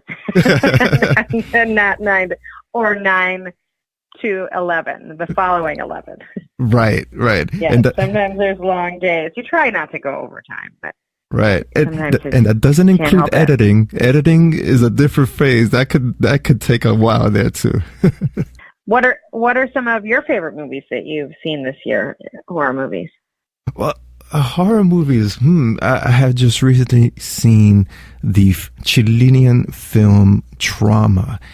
And yes, and what got my attention, and is one of the questions I was going to deliver for you as well, is these type of films are pretty much extinct in horror cinema. I think with the social political landscape that we are in right now, with sensitivity, especially towards women, that we don't see exploitation films anymore, films that project women in a very bad position, but yet has this underlying story of survival. And that really fascinated me, that particular film. I haven't seen it. I will look out for that. It sounds good. Yes, it's intense. It's one of those films that I, as a horror connoisseur, would say, okay, I only watch it once, and once is enough for me. Yeah, I think I'm a little behind in my. I've seen, I saw Halloween obviously, but I need to still catch up on some. I saw Hereditary finally, which I loved.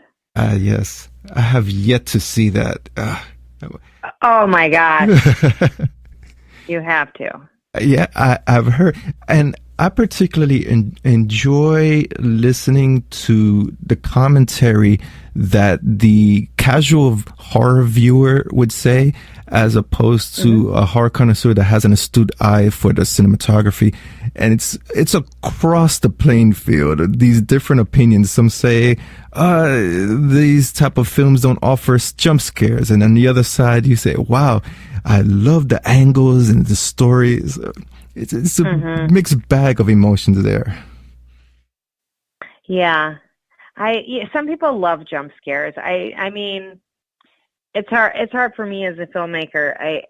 Sometimes you have them, but I try not to write anything that feels contrived, so I struggle with things that I'm just putting in just so check boxes, Right. And I feel that is a product of Hollywood. They are really pushing the PG-13 rating, the marketing behind the jump scares and all these little the trailers to attract people. But it's really what's suffering, in my opinion, is story. Yeah.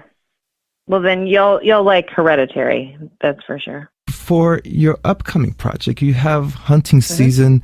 How is that project going along? Well, we were supposed to shoot in fall, but things just get pushed. It's just part of the business. But now I think we're going in the early part of next year. We've partnered with a company that I believe will be doing an announcement in January. So we don't, because of the holidays, it's hard to get things done right now. No, everyone's kind of already mentally on vacation, but yeah, things are moving forward with it, and that's very exciting. And because it got pushed, it's been good for me because I've been able to work on some other projects. So now I have a lot of things in the works, which is great. But yeah, I'm very excited about hunting season. It's one of my favorite scripts that I've ever written. It's a lot more suspenseful and there's more action than The Ice Cream Truck. It's far more a straight horror thriller. It's not as artistic, but it's definitely, it's definitely my voice, but it's more cat and mouse. And, there are two really strong female characters in it. And, one will be played by Jamie Lynn Sigler and the other one will be played by Deanna Russo, who was the star of my last film, The Ice Cream Truck. Yeah, I'm looking at the IMDb and I'm quite fascinated that 1, 2, 3, 4, 5, most of the cast are female. And I do love female-driven horror narratives. I'd say that in particular, especially for survival horror and thrillers, where the cat and mouse aesthetic, especially against a dominated male antagonist, I feel those are narratives that really convey with the audience. Yeah, and rich white male antagonists. So there's even more to hate of them because they're not nice. So, and then there's another actor that we have not announced yet. That's very well known, and especially in the horror community. So that'll be exciting. Hopefully, we'll be able to announce that in maybe February. Great. That's exciting. So with the production being pushed down the calendar for a bit, would it be on target for its release? So let's say the fourth quarter 2019, first quarter 2020. Possibly. I'm not really sure. When we have a company involved, so we kind of have to go with their thoughts. But I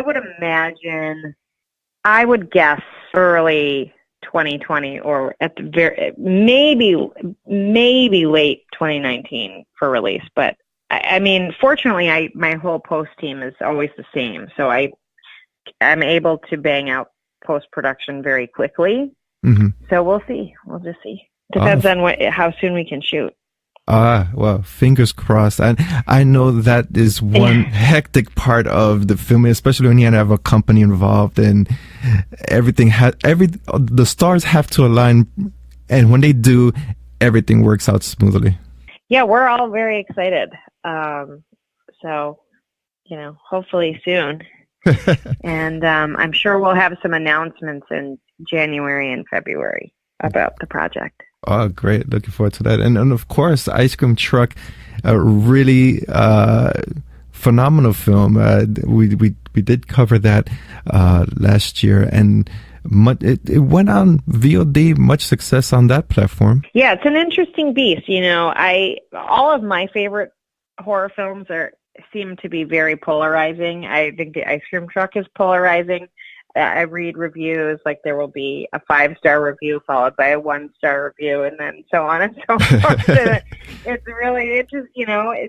It's artistic and definitely a female's point of view. It's not for everybody, but I look at other of my favorite horror films. Like I love The Babadook. I love It Follows. It Follows is one of my favorite horror films in the last 5 years. Mm-hmm. And I'm always struck by how many people hate it. Mm-hmm. And I'm like, really? So I think it's interesting, the horror community, because you've got people who love, the Human Centipede, or, various like super violent stuff. And then you've got people who love like the old Dracula movies, and you've got people who like all, zombie movies. There's just so many different styles of horror, and I love the discussion and hearing the discussion and being involved in the discussion, and just how passionate everybody is. But yeah, for the most part, I would say people have been amazing about the Ice Cream Truck. I'm so thrilled that people are continuing to watch it, and it's still finding viewers, and a lot of people can relate. And it's just a fun kind of retro slasher about dealing with like the feelings of like realizing you're not young anymore. That makes me laugh, because I sometimes, when I have the time, or when I'm walking by the living room, I see these commercials for the anti-aging cream. I said, wow, is our society really living like this, that we don't want to get old? Yeah. Yes, we are, unfortunately. I mean, I think that's been a part of life for a long time. I don't think it's so much about what you look like. It's just you feel. That's why shows like Stranger Things are popular. You feel nostalgic for your youth, and you want to feel what that felt like again, and whether that's what you look like, or what music you listen to, or things that remind you. I mean, we all feel like that. Mm-hmm. I would love to time travel and like go look at like what I was doing, when I was 14 or something, Right. Yeah. And that also leads to this current shift with filmmakers. They're going to ideas that were implemented to yesteryear. You bring up Stranger Things. We have films such as Summer of '84 that which I have yet to see. I've heard mixed, and mostly people really like it. And it just brings back that nostalgic era of horror cinema.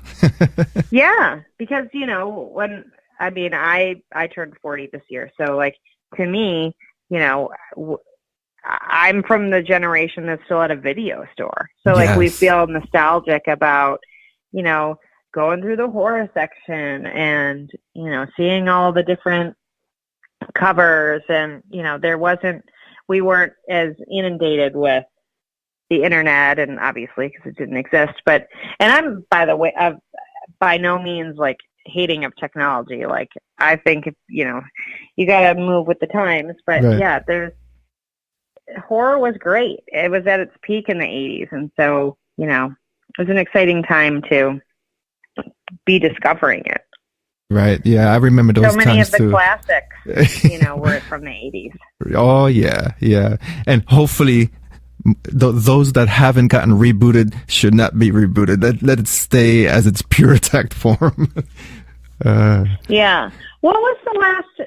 I'm trying to think. Is Saw the most recent, like actual like franchise? You know what I mean? Yes. I'm trying to think. There aren't that many that. Well, we have The Conjuring. Right, of course. But The Conjuring, I guess the Annabelle, but they don't have as much of an image. You know what I mean? Like an actual villain. Other than Annabelle, right? Yeah, they have. Well, all these spin-offs, it feels so generic in a way. The possessed doll and. I prefer the story, as a matter of fact, because I don't consider The Conjuring horror. I like the Insidious movies a lot. Right. There you go. That's the other one I was thinking about, Insidious.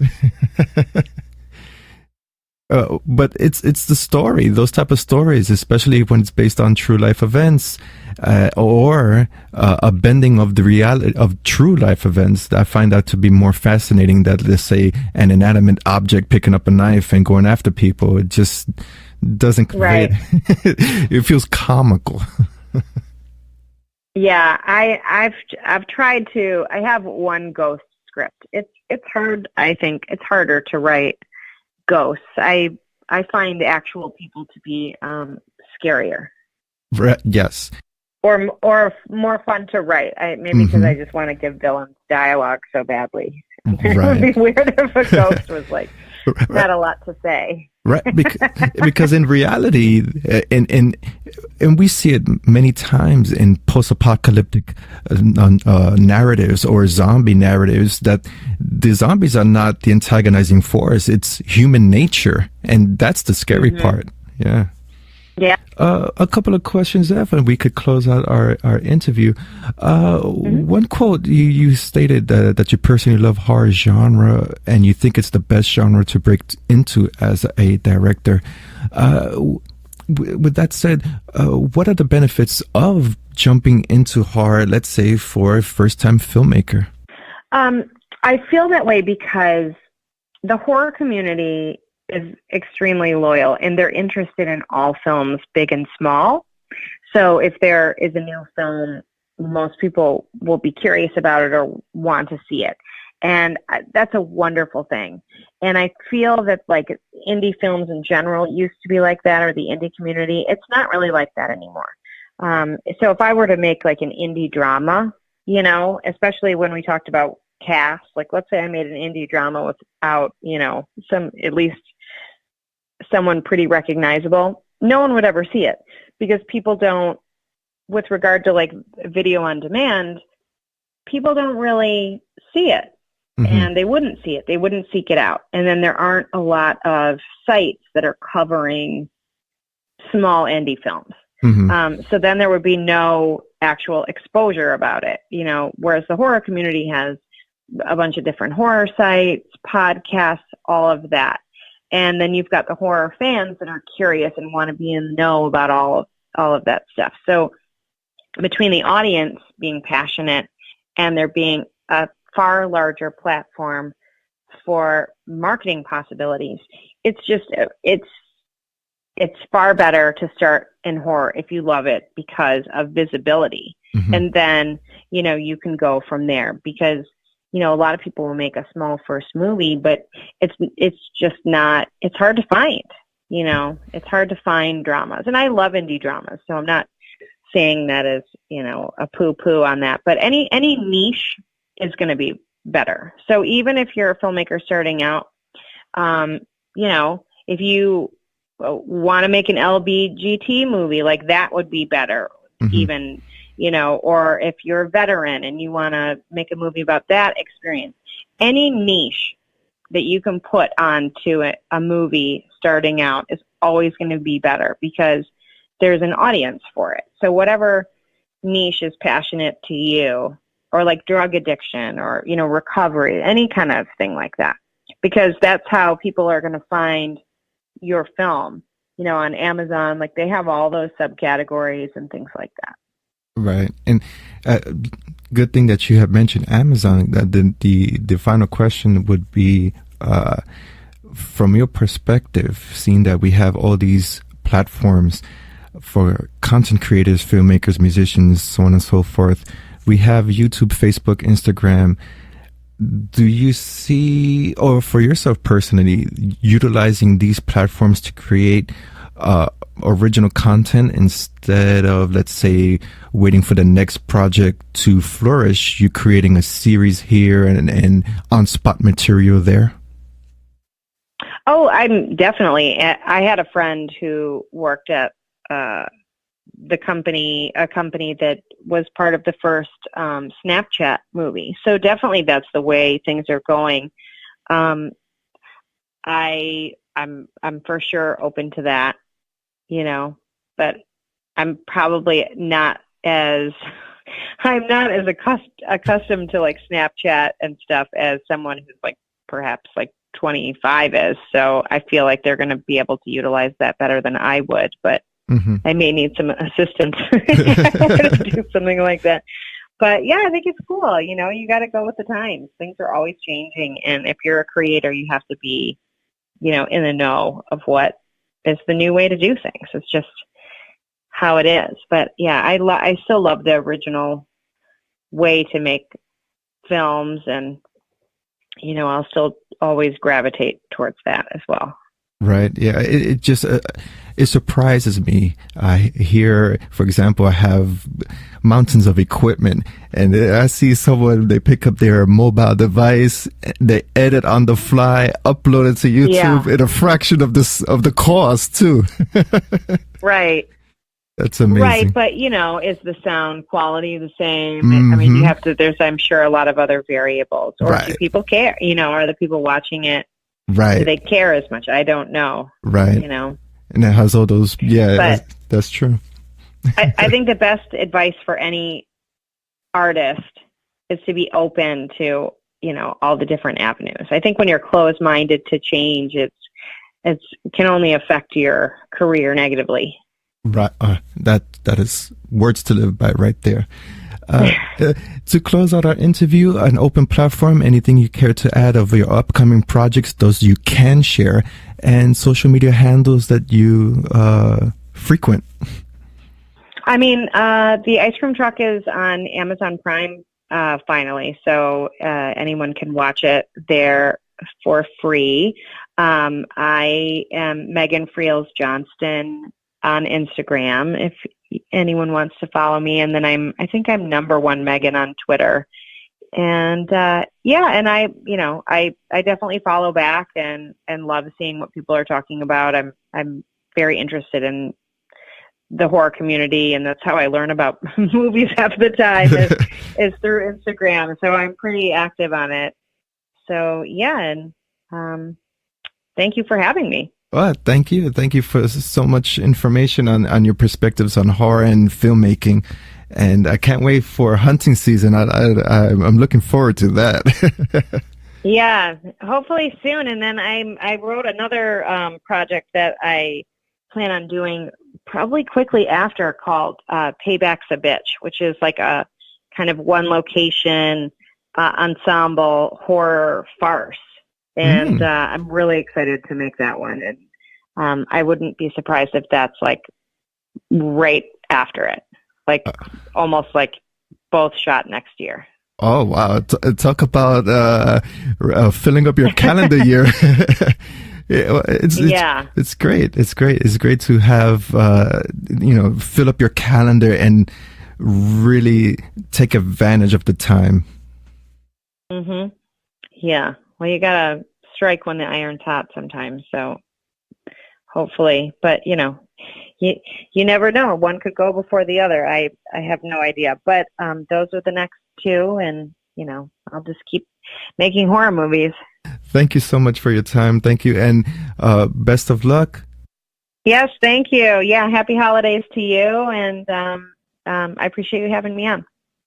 Thank you for tuning in to DecayMag Horror Entertainment News Podcast.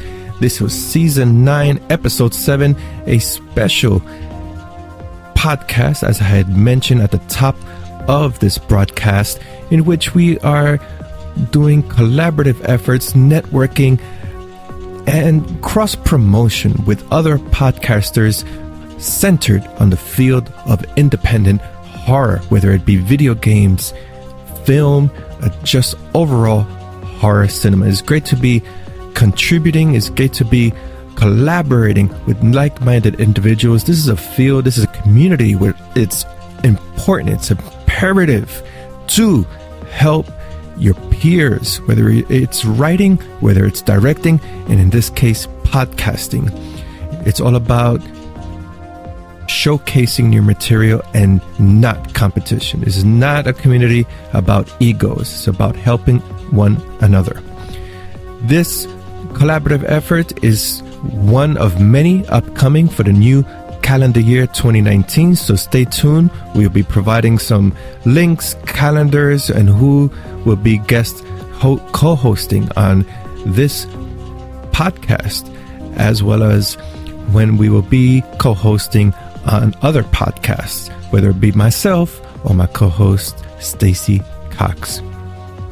In any event, you have heard 3 exclusive interviews here on DecayMag Horror Entertainment News Podcast. Be sure to stop on over to Everything Horror Podcast for the second segment, in which we were discussing the film Krampus. Now, the second segment is an hour plus, but do go right ahead after listening to our podcast and these exclusive interviews. Once again, my name is Ken Artuz, your host and founder for DecayMag. You can find DecayMag across all social media platforms, Facebook, Instagram, Pinterest, at DecayMag, DecayMag.com, and visit our website, DecayMag.com. Once again, we are DecayMag, not Decay Magazine or the letter D-K, because we're not Donna Karen, and also we are not the word decay. Thank you for tuning in. Greatly appreciate you, the listener. Make sure you spread the word, share this podcast with your friend, girlfriend, lover, mistress, your enemy. Make them your friend. Share this podcast with them.